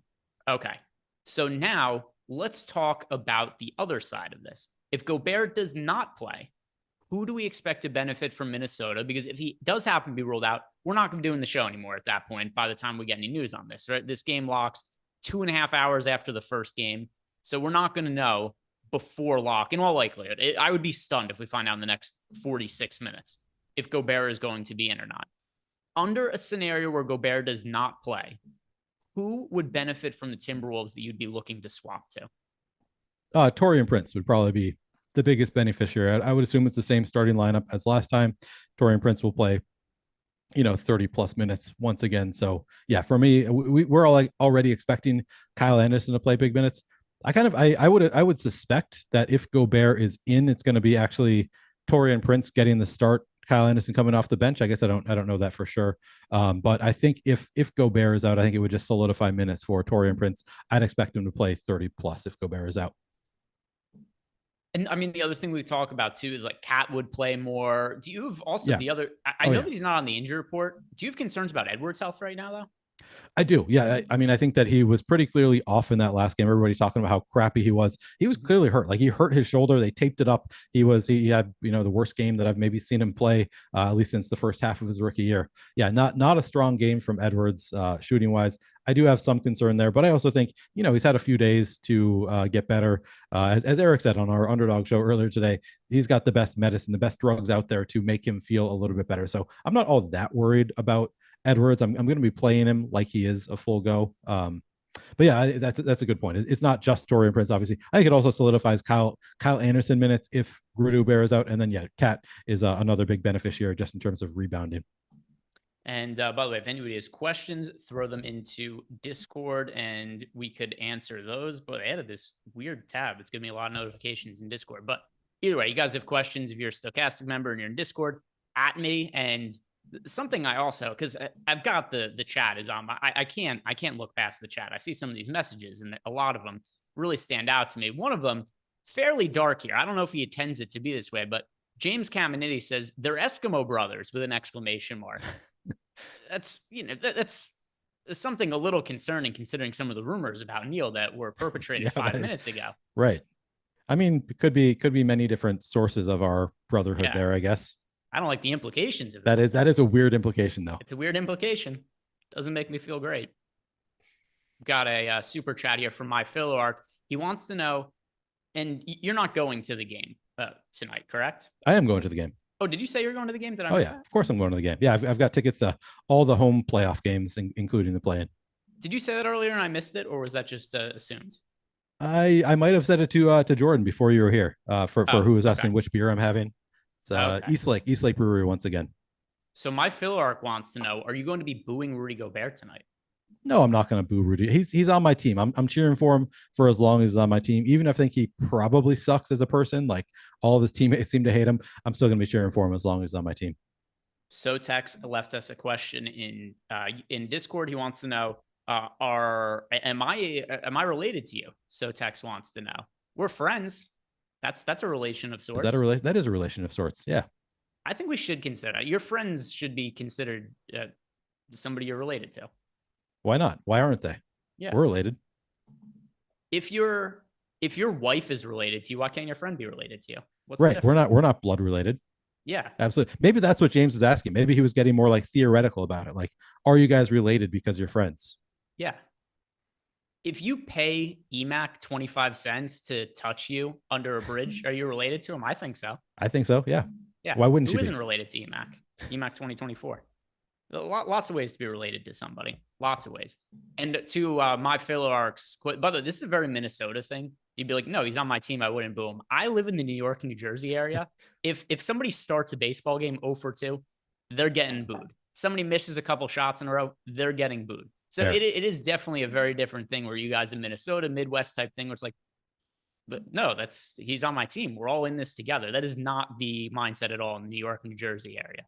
Yeah, I think that is a Minnesotan mindset. I think I actually agree with you that's because you don't hear us boo our players all that often. Yeah, and it's overall just the Northeast thing. Like, because I know that would apply to Laufey and Aton living in Philadelphia without a doubt. That anywhere in the Northeast, it's very much, if you've been struggling, you're sucking as of late, people are going to let you know. People are going to let you know. Like Alec Boehm almost wanted to quit the Phillies.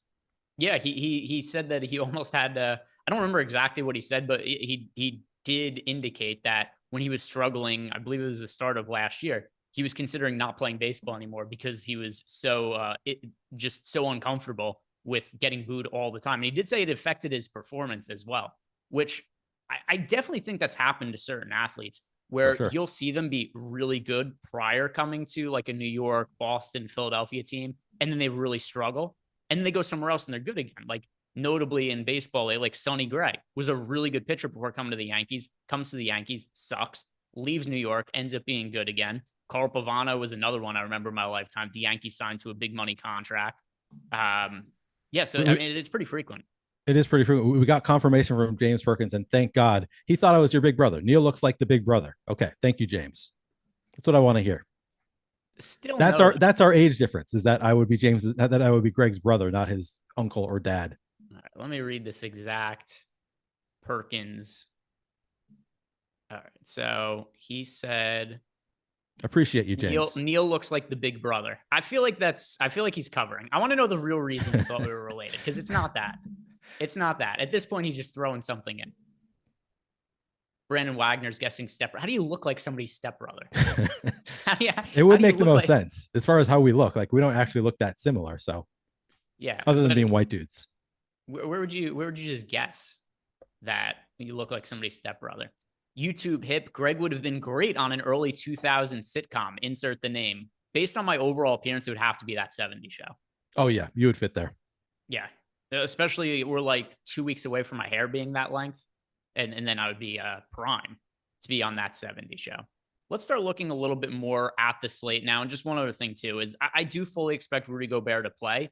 I do also think he's going to be way lower owned than he should be tonight for a multitude of factors. This will be the final thing I say about Rudy Gobert. Him being questionable, I think that's going to make people skittish. People hating Rudy Gobert, I think that's going to make people skittish about rostering him. And overall, there's just this kind of goes back to me saying people don't like him. There's definitely, when the name Rudy Gobert comes up, there's a negative connotation from pretty much everyone for a variety of reasons. Before he came to the Timberwolves. Yeah. Yeah. I think Rudy Gobert is going to go under-owned in tournaments. So one final thing that I didn't ask you about when it comes to Gobert is you and I both think he's going to play, more likely than not. I think he's going to play. It's a very pivotal game. I think he plays his full minutes in this spot. Is he somebody you are planning to play in tournaments today? And relative to his current ownership, are you going to be overweight, underweight, or fairly close to the field? Yeah, I actually love him tonight against this Thunder team. I don't think they can stop the Twin Towers here. So if Rudy Gobert is going to be under 10% owned, I'm going to be well above the field on Gobert. We only have him in for about 33 minutes. I think that is a good projection for him. It's really hard to know how he's doing, whether he can get big minutes, but he clearly has the upside if he is feeling a little bit better to play, closer to 40 minutes. And at closer to 40 minutes at 7,900, Rudy Gobert is going to look like a great play. So I actually like him quite a bit here. Yeah, CW89, he throws his 2 cents and he says, I can't play that French trash can.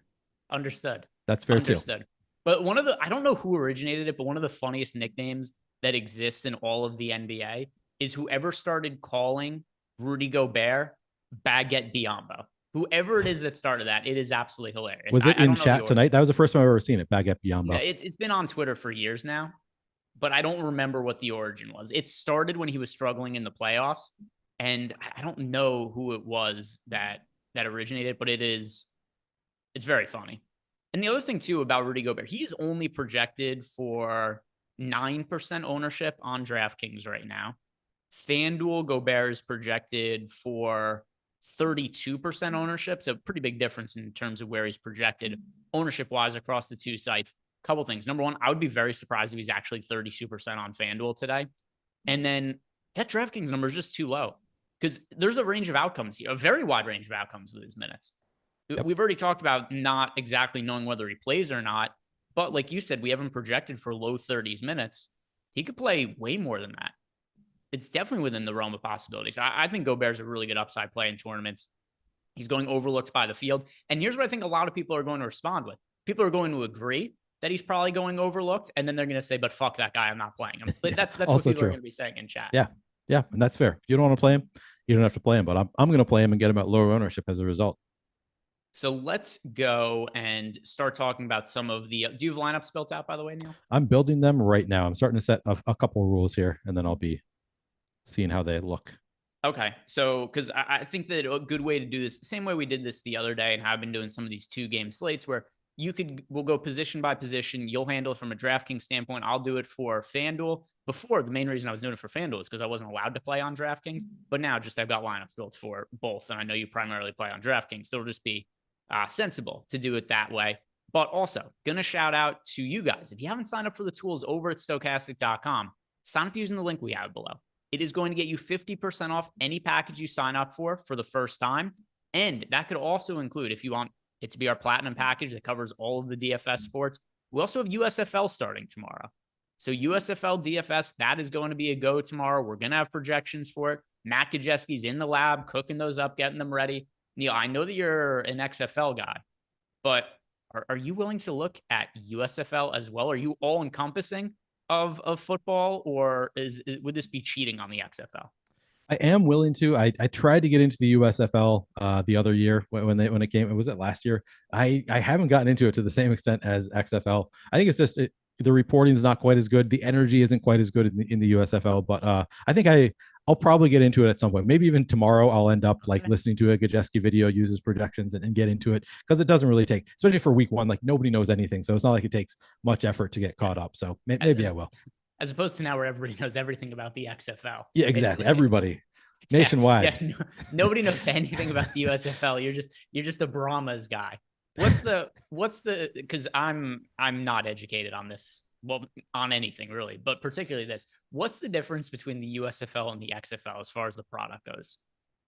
I think the USFL is a little bit more experimental with the rules, and it's owned by The Rock, and it has better. I think it has more fans. The XFL was owned by The Rock. Oh no, sorry, yeah, the XFL. But both of those things. Maybe I said USFL. I meant XFL. XFL more experimental, owned by The Rock, has the Brahmas, and just a team more of a legacy league. So I prefer it. So I do know a little bit more about it than you, maybe. That's the only thing. That's the only thing I know about the XFL is that it's owned by The Rock, and I don't really enjoy The Rock. So who owns the USFL? No idea. All right, let's look this up. Who owns the USFL? It's gonna be you when I Google it, isn't it? You think that I'm saying that I like the XFL a lot better just to like drive people away from my league so I can be the only viewer? Well, the president is Brian Woods, and he's an NPC. I don't believe he exists. And yeah, I can't. The initial Google search didn't really find anything. So there we go. One of them is owned by The Rock, who does steroids and doesn't admit it. The other one's owned by somebody I've never heard of. So there we go. There are your options. Is the XFL still going on, or is that over, by the way? I just did an hour and 40-minute long show on the XFL. Yeah, it's very much so. We're in week 9 now. Out of how many? No, I think 10, but I don't actually know. Before the playoffs. I could be totally wrong with that. Figuring out as they go. Well, I just keep playing until they tell me I can't anymore. The last XFL season, if I'm not mistaken, ended in the middle, didn't it? They were just like, "Hey, we can't do this anymore." No, it was because of COVID. It was they got through 5 weeks in 2020 of XFL. It was a couple, wasn't it? Combined factors, because it's not like, because even once the pandemic died down, it's not like the XFL came back. Like they ran out of money. Possibly. I guess I didn't follow it all that closely what happened there, but I know the Rock bought the XFL and probably, I think in 2020, And then they announced it was going to come back in 2022, and then it came back in 2023. So yeah, no idea what happened, to be honest. All right. So there we go. Yeah, he spent his Jumanji 2 money on the XFL. That's what he parlayed Jumanji 2 into buying the XFL. Let's go. And I assume, did I kill enough time so that your lineups are done being built now, by the way? Yeah, I'll run another set right now, and then I'm ready to go. Okay. So we're going to start by looking at the point guards, and then we'll go shooting guard, small forward, power forward, center. If you guys have questions as we go, throw them into the Discord chat, throw them into YouTube, and we could certainly answer those. Because what better to do on a Friday than give back to some of you guys? Starting at the point guard spot, we've seen a little bit of an uptick in price in Alex Caruso on FanDuel. Not enough, though, in my opinion. Caruso is somebody who I was all over in the first game, or the first play-in game that the Bulls played, and he ended up playing, let's see, what do we get minutes-wise out of Caruso? Yeah, 31 minutes Caruso played, and this was something that I thought was fairly live to happen. Alex Caruso is an underappreciated player. He's really good, exceptionally good on defense, arguably the best perimeter defender we have in the NBA. And just because he didn't play a lot of minutes down the stretch of the season when he wasn't 100%, it didn't mean he wasn't going to play a lot in the playoffs. So he started, which he's been starting anyway, but we saw the minutes kind of really get unleashed from him. So north of 30 minutes is the first time I've done that in a really long time. I think we see more of those kind of minutes tonight, particularly for FanDuel purposes. The defensive stats are just insane for Alex Caruso. He had in the last game 3 steals and 3 blocks. Don't expect that to repeat, but for FanDuel scoring, if you're going to give Alex Caruso 30 plus minutes, it's going to come with defensive stats. I like Caruso as a value option. And then as far as other guys in the mid-range, I like Kyle Lowry. Kyle Lowry is somebody who I think could start today. I think it's possible. We saw no, that's the Bulls starting line that just came out. Thought it could have been the Heat. We saw Alex Spoelstra say that he was going to make some changes to the rotation. I think that could include Kyle Lowry moving into the starting lineup. He was the Heat's best player last game. He had, I think, about half of their points at halftime, finished with 33 points on 11 of 16 shooting, showed he had a little bit left in the tank. So a couple of guys that I like for cheap at point guard, Alex Caruso, Kyle Lowry, both on FanDuel. Lowry's price has gone to be a little bit more expensive, but if I do think he takes on a new role, I think it's warranted. When you look at your lineups you've built on DraftKings, Neil, who are you getting the most exposure to at the point guard spot?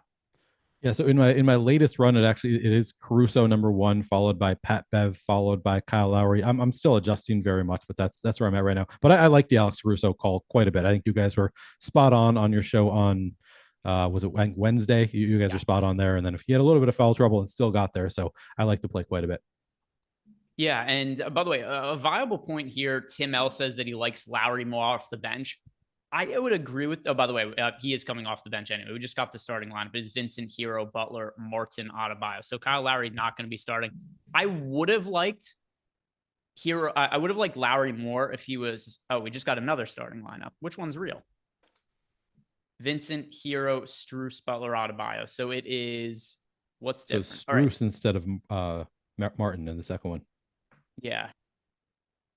So Strus starting. Interesting. So as for the Lowry thing, I like him less now that he's not starting. The reason that I understand to what Arcathel's is saying in chat, and somebody else said they like Lowry more off the bench, there's more usage available for him. Here's the problem, though. I need the minutes, and it's hard to really expect a minute stealing from somebody who's coming off the bench. They're not starting the game in the first half, not starting in the second half. It does cap the amount of minutes they could play. I was hoping we would get a Lowry start where he would play like 38 minutes or something like that. We're not going to get that coming off the bench. So I'm going to be lighter on Lowry now. I felt pretty good about saying he was going to be a starter. That's apparently not the case. But what do you make of Lowry now confirmed remaining coming off the bench? Yeah, honestly, I would have preferred him as a starter too. I think that the minutes would just be a little bit more secure. It's a good point. He should have more usage off the bench, particularly after the game he had last time out. I don't think we can really count on the game that he had last time out to be the norm, though, with Kyle Lowry. Like, he hasn't been that good all year. Like, sure, he turned it up for one game, but I don't know that we can expect him necessarily to be able to continue to repeat that. So I think that Kyle Lowry is a very good play, but at super high ownership, I don't like him. He's not a lock at this price tag at super high ownership. Yeah, I would have liked him a lot. I'm going to be, let's see, what's the ownership for Lowry? on FanDuel. It was, we had Lowry projected for 17% ownership, and I thought that was really light that the field was on Lowry for FanDuel purposes. DraftKings 28%. Same thing. I thought Lowry 28% on DraftKings, 17% on FanDuel.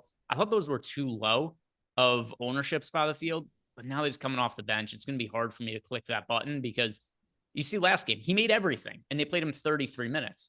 If he's not shooting the same way, he's just not going to get those minutes. He's going to play under 30. Hard to like him that much coming off the bench. So going to have to renege on that and take away Lowry as one of my more rostered point guards. And then in the mid-range, I also like Mike Conley going up against the Oklahoma City Thunder. Just a guy who's going to play a bunch of minutes, priced in the mid-range. Also, could have to pick up extra slack. If Anthony Edwards is not 100%, which seems like it might be the case right now, ball in the hands more of Mike Conley, more usage there for him. Anything else you want to talk about at the point guard position, Neil? Yeah, I like that call on Mike Conley. He looks like a very solid play at 22% projected ownership. I do like Shea quite a bit. Like I think we only have SGA projected for around 11% ownership. I'm going to be trying to get above that. I do like, he's not one of my current highest rostered, but I do like SGA quite a bit. So let's look at super chat we just got here. This is from Sir Ruin of House Roundhead. And Sir Ruin says, the XFL is still happening. DC Defenders 1 win away from winning their division, or the Battlehawks need to lose. So these are the apparent playoff implications that are going on in the XFL. Who's the best team in the league, though, Neil? Ooh, it's probably the DC Defenders. The Roughnecks were right there for a little while, but I feel like they've fallen off a little bit. So is that going to be, if you had to pick a team to win do they even call it the championship? What do they call it? I assume they call it the championship. What else do you think? Because it's the Super Bowl in the NFL. That's a good point. Yeah, I'm trying to think of a good name for the XFL championship. No, I got nothing. I think it's just the championship, the XFL championship. It's okay. So it does have a game. It does have a name, and it's a very stupid one. Let's hear it. They call it the $1 Million Game. Love that. Perfect. Good branding. So is that what happens? The team that wins $1 million, and they split it amongst the 100 people that are on the roster? Probably. That sounds about right. Yeah, they each get a $10,000 bonus or something. That would be my expectation. Cool. Big stuff there that the XFL is doing. Yeah. So Sir Ruin House of Roundhead, it seems like he is a DC Defenders fan based on how that reads. So good luck with that, Mr. Sir Ruin House of Roundhead. Chris Williams, great content like always, guys. I think I set a record for most memberships giveaways in one day earlier. LOL. Well, if that's the case, I wasn't on the show earlier, but thank you for the support, Chris. I did see some streaming through. I don't know. Jorge Jacome has had some big days as well, but probably up there. Could be. Yeah, I didn't see how many it was. Yeah, I didn't see what it was. I'll take your word for it, though, Chris. I know you're here. We appreciate it. Question, only playing OKC Minnesota Showdown. Not sure the best approach for captains and cheap plays. So let me run. I haven't run lineups for that Showdown contest. I'm going to do it right now. Also, we've got some NBA awards finalists getting announced. So I'll pull that up while I am crunching these lineups. So yeah, Chris, I'm going to run some Showdown lineups for the late game right now. And also I'm going to assume that Gobert's in and plays normal minutes for the purpose of running these Showdown lineups. If something changes, then, we could alter that. But for the purpose of this, just so you're informed with that information, I'm going to be assuming Rudy Gobert plays full minutes, and that is going to matter when I make these lineups. So, by the way, Rookie of the Year finalists, Paulo Banchero, Walker Kessler, Jalen Williams. That is Banchero's award. We've got some of the early voting in. I think there's like 25 votes that have been counted so far for Rookie of the Year. They're all for Banchero. So he is going to end up winning that award.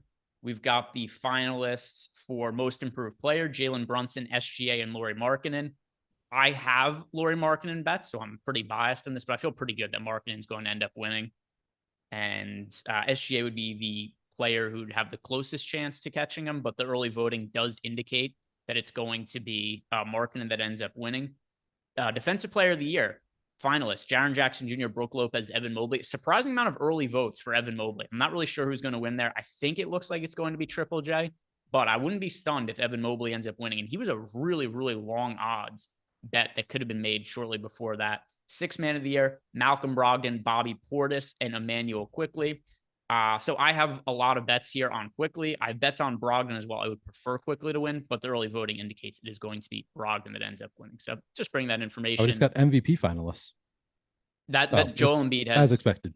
Yeah, Joel Embiid is almost all of the early MVP votes. What's going to be somewhat interesting to me is who comes in second between Giannis and Nikola Jokic, because that was really close.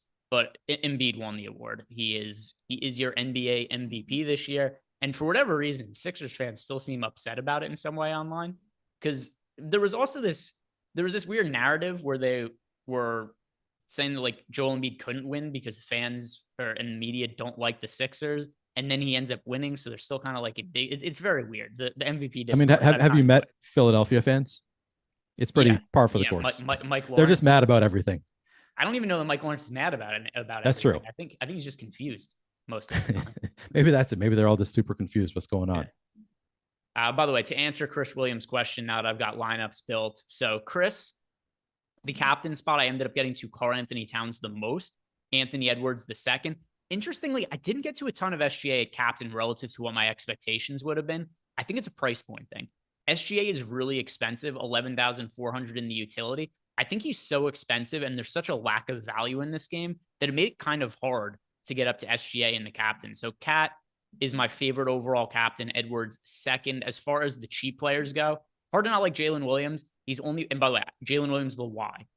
Jalen Williams with a Y as a value play. Jaylin Williams. He's only 4,800. There are not very many cheap players from OKC that I think we would feel good about their role and how many minutes they're going to play. Jalen Williams is one of them. So he's a utility player. I got to a lot of as a cheap play. You could punt with Lindy Waters. I don't even know that Lindy Waters is going to be in the rotation, but he's 1K. There is a scenario where, and by the way, this is only relevant for Showdown, not for the main slate. There is a scenario where if Edwards, Giddey, Cat, SGA, all of big games, you just need the salary savings.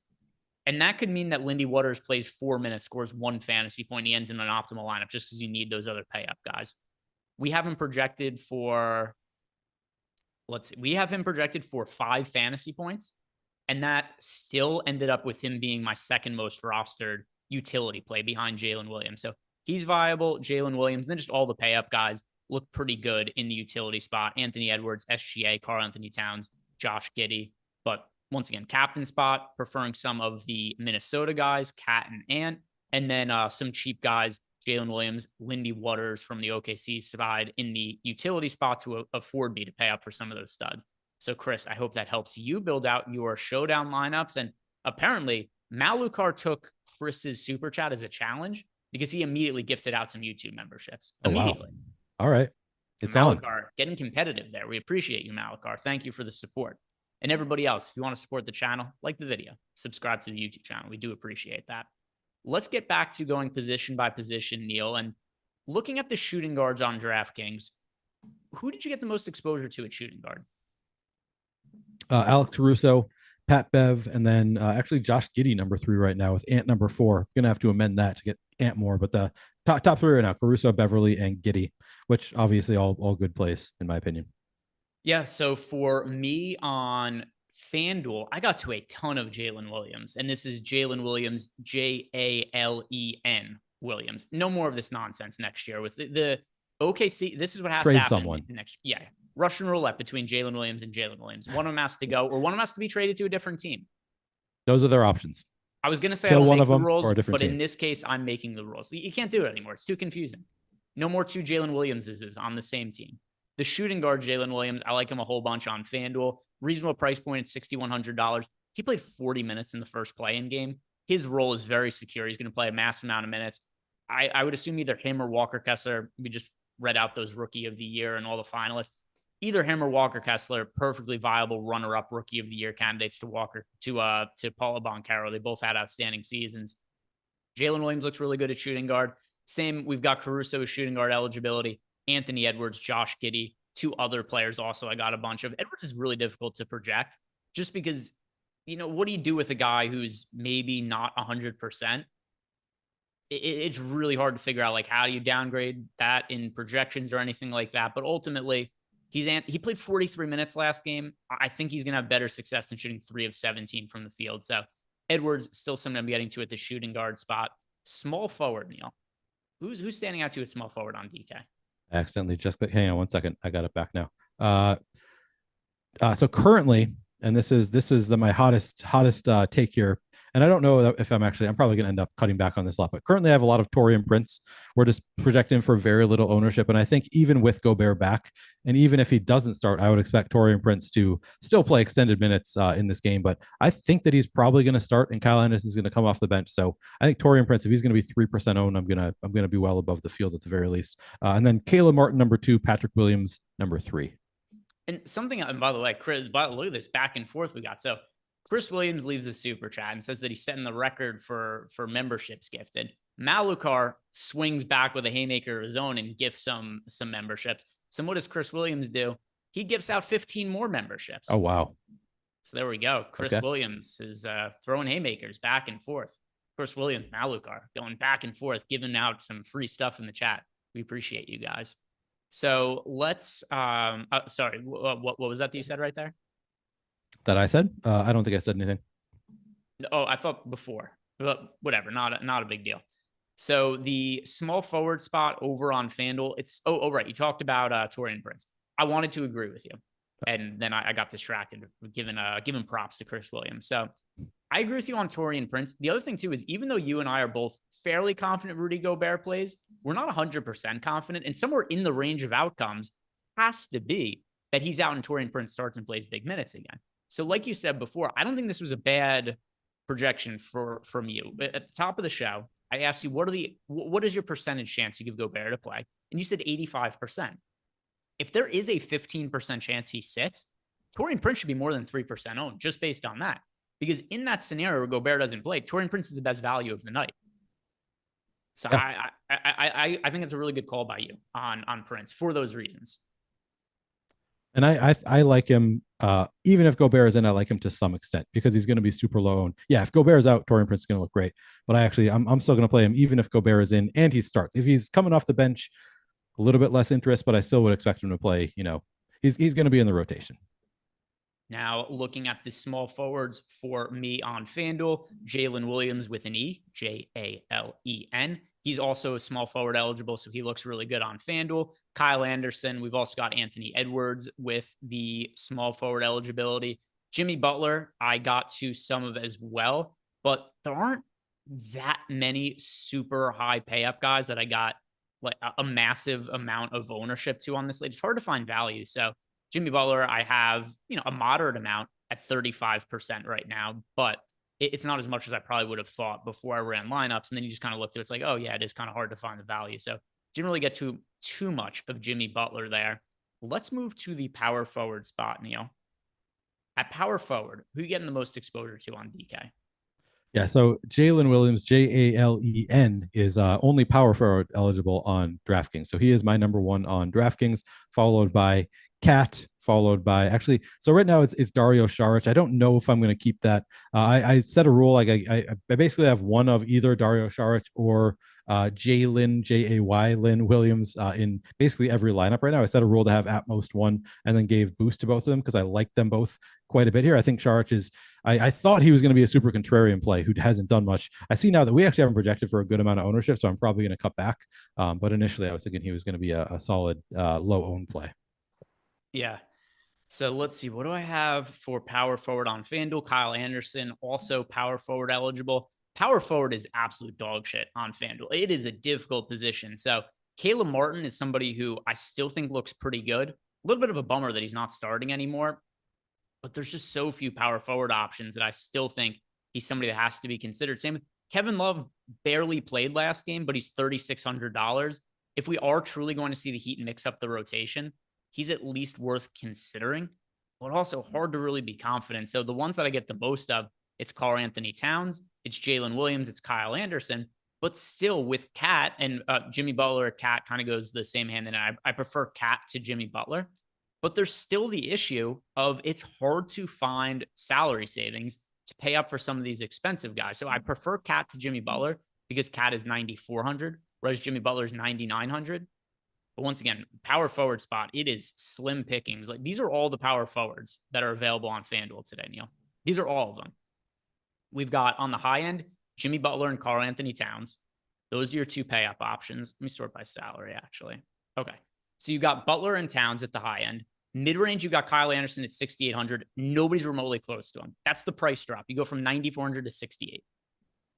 Then you've got 5,400 for Jalen Williams. So if you have that remaining salary left to play Kyle Anderson, there's no other choices. You're just playing Kyle Anderson.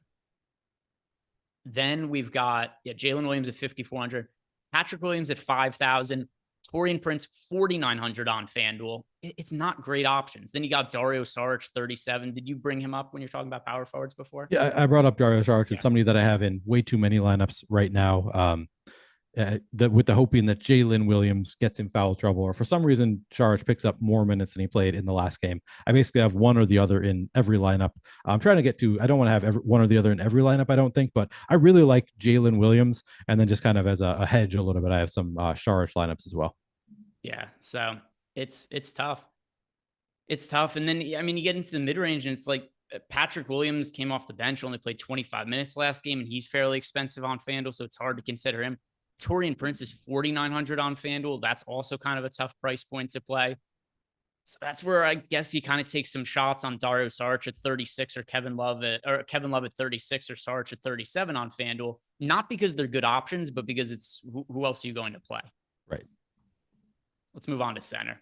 Center for you, Neil. What are you getting to on DraftKings? Who's popping up the most? A lot of Bam, a lot of Saric, and then a lot of Jalen Williams. Now, I actually have more. I want to have more Jalen Williams. I'm probably going to have Jalen, J-A-Y, Lynn Williams in at least over half my lineups. Wouldn't be shocking if I end up with him in 70+% of my lineups. I like him quite a bit. So it's probably going to be Bam, followed by Jalen Williams. And then my guess would be I end up with Gobert as my third in terms of centers. And then we got a question in here that I wanted to answer. Abel Ramos said that he's having trouble with the link for drafters. Is there a promo code he could use? Yes, Stochastic2. So use the promo code Stochastic2. By the way, Jordan is having a great time over there. Jordan, what's so funny? No? Well, he's not going to tell us. Oh, my God. All right. Not going to tell us. Boy, what a tease he is. So, Abel, use the promo code Stochastic2, and that'll get you a deposit bonus of up to $100. Avi Schreier left us a super chat. He wants to know, can Robinson Earl guard Town/Gobert, and could he get more minutes than Saric? Is he somebody playing at all? Jeremiah Robinson Earl? I don't think he's going to be in the rotation here. Maybe I'm, misjudging the rotation there, but I don't think Robinson Earl is going to end up in the rotation for the Thunder. Was he? I don't think he was the last time. Let me see. He played 0 minutes last game. Yeah, he played 0 minutes last game. I mean, I guess you could make the argument it's a different matchup, but they didn't play him against Valanciunas. I don't think they're going to play him against Gobert, most likely. Yeah, so considering he played 0 minutes last game, and it's not that dissimilar of a matchup. Right? I mean, we're still looking at a bigger front court. I'm not playing Jeremiah Robinson Earl. He played 0 minutes last game. You're taking a big chance. It's a 2-game slate. That's one of the ways you can differentiate yourself, but somebody I projected to play 0 minutes, going to be hard for me to roster them.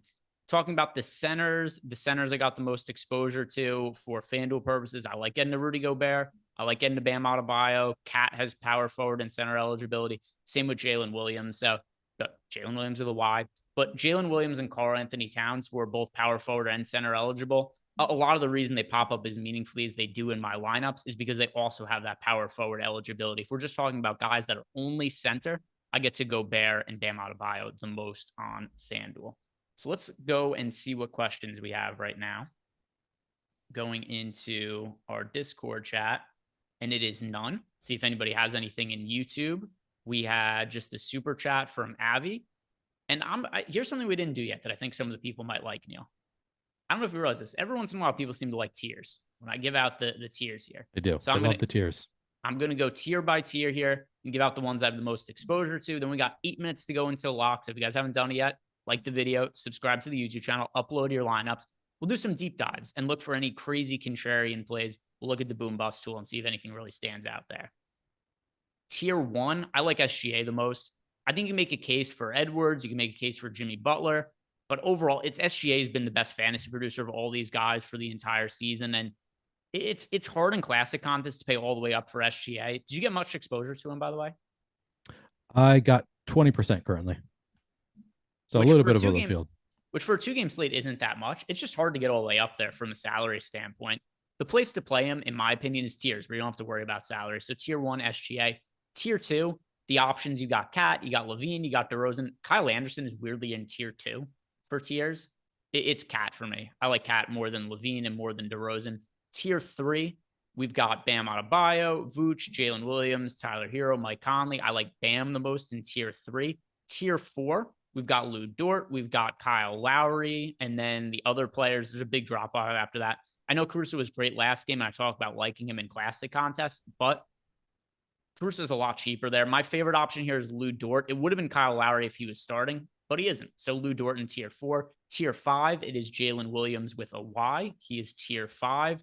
Tier 6, the options are absolutely terrible. Tier 6, it's Aaron Wiggins, Jalen Noel, Victor Oladipo, Nickeil Alexander-Walker, and Jordan McLaughlin. I don't feel great about any of them. Aaron Wiggins did play 14 minutes last game. Jalen Noel played 13 minutes. So I guess I lean towards Noel because he's the better fantasy producer of the two. But those are not great options. Not great options. I don't even mind if you want to get contrarian in tier 6.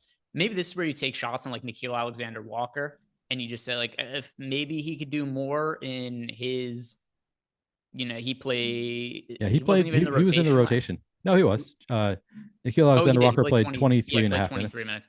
Yeah, so maybe you just hope that you get those minutes again. I don't think it's all that likely because don't forget, too, Rudy Gobert was out last game. Right. It's tough. It's a really shitty tier. I think it's unfortunately one that's going to decide a lot of lineups. So I would almost just say here, go Nickeil Alexander-Walker, even though here's the way I'm leaning. Yeah, I'm going to lean NAW here just because I expect them to be lower on those guys, and I just don't see that much of a difference between these guys at the bottom. So go Nickeil Alexander-Walker. Jordan, if you wouldn't mind, can you pull up the boom bust tool? I want to look at some of the super contrarian plays, and we can look at it for DraftKings. We can look at it for FanDuel, and we'll use that data. We'll look at it, Neil, and see if we can make any kind of justification for on a 2-game slate where it's hard to find value. Who's popping up, and maybe we could see what it is we might want to get to. So pulling up the boom bust tool here. Most recent. Oh, by the way, we got an ownership and everything updated 3 minutes ago. So who are the best leverage plays that we have over on DK right now? So number 1 is Andre Drummond. You know what's funny about Drummond last game? So I don't know if you know this about Eric Lindquist. He tilts sometimes. That's never heard of it. Oh, so Eric does play it up on shows, but in real life too, like he sends me a lot of panic text messages about what's going on in NBA slates. So he had a little CSV error last game and he did not get to Andre Drummond. And he was freaking out about how Drummond was going to crush the slate because Drummond came in his first possession. He had a rebound and a block. And Eric was like, great, he's going to break the slate and totally screwed my lineups. And he did not score a single fantasy point and did not check back into the game after Eric sent me that text message. Yeah, worked out okay. But if he plays those minutes, it's a wide range of outcomes. There is opportunity for Drummond to score a lot of fantasy points in relatively limited minutes. So he's not projected to be very popular today. We do have him being optimal 30% of the time. Did you play Drummond at all to be contrarian? I did not do anything to get to some Drummond, and I got to some Drummond anyway. We only have him predicted for 11 fantasy points, but because of the way the slate breaks down, I think he's the most viable option at that price tier. So I got to 27% in my latest run, which I hate. I don't want it, but that's what I have right now. Some late super chats coming in. This is from Malcolm Revamp. What are the core NBA plays for DK and FanDuel? So just look at it this way, Neil. Who are the 3 most rostered players you have for DraftKings? Jalen Williams, Jay. Actually, both the Jalen Williamses, I would say, are in there. Okay. And then who else? Let's see. I got to a ton of Cat, but I don't know that I would put him in that category. Okay. Man, it's tough beyond the Jalen Williamses. Maybe it is Cat at 8,500. FanDuel for me, Jalen Williams, Jalen with an E, Jalen Williams, Kyle Anderson, and Alex Caruso, my 3 most rostered players for FanDuel purposes. The next super chat we got here is from King fucking Dash. King Dash wants to know 5 FanDuel must plays, and then 2 you're absolutely not touching on FanDuel. And then he also adds Neil and Greg looking good. All right, so 5 must plays in FanDuel cash. I would say Caruso. I would say Jalen Williams, Kyle Anderson, Mike Conley, and 5th. must play in cash games. Who would be the other one? I'll say Josh Giddey just based on ownership. He's expected to be about 50% owned on FanDuel. I think it's a little bit too much in tournaments. I would just play him in cash games. Two players I would not touch. So I loved him before, but now that he's not starting, Kyle Lowry is somebody that I wouldn't touch at 6K on FanDuel. That's a little bit too much for me. And then another one that I wouldn't touch. It's so hard to say wouldn't touch on a 2-game slate. I would be underweight to the field on Lowry and underweight to the field on Vooch. I just think there's better center options, and he's still fairly popular, north of 20% ownership. So relative to that, I don't like Vooch. I don't like Kyle Lowry. So we talked about Drummond. Let's look over on FanDuel and who is currently the number one leverage play for FanDuel purposes. It is actually Kevin Love. And that is going to be for a lot of the same reasons that Andre Drummond was on DraftKings. So Kevin Love, by the way, is a really good leverage score on DK as well. For FanDuel, he's only projected for 16% ownership. We have him being optimal 32% of the time. We have him projected for 9 fantasy points. At a 9 fantasy point projection, Neil, because of the range of outcomes and the ceiling that still exists, we have him optimal 32% of the time with a fantasy projection less than 10. That speaks to a couple of things: a lack of value on the slate and how the power forwards are absolute dog shit on FanDuel today. So there's a scenario where you punt with Kevin Love. He goes out, he scores 8-9 fantasy points, and he lands in an optimal lineup just because the pay-up options at the position don't do well, and there's nothing in the mid-range. You've got Kyle Anderson, who's my overall favorite power forward, but beyond that, you just don't have a lot to look at. So I think just because of the way the positions break out, I think Kevin Love looks pretty good there on FanDuel. Double check and make sure that there's no more questions here. For yourself, Neil, do you have any final thoughts on the slate? Go Timberwolves. That's my thought. It's just let's hope the Wolves just absolutely destroy OKC. Maybe OKC gets Victor Wembanyama and they come back stronger next year. But for tonight, Timberwolves gotta beat them. All right, and that is going to do it for us today. If you guys have not done yet, like the video, subscribe to the YouTube channel. Good luck to Neil today. I hope he has fun. I can't believe he doesn't wear flannel, nor does he wear Timberwolves gear to a Timberwolves game. But he's looking good in his collared shirt. He may or may not be my stepbrother, Eskimo brother. Nobody knows. There's been a lot of speculation. Guys, have a great night. Have a great weekend. And also good luck tonight. See you tomorrow.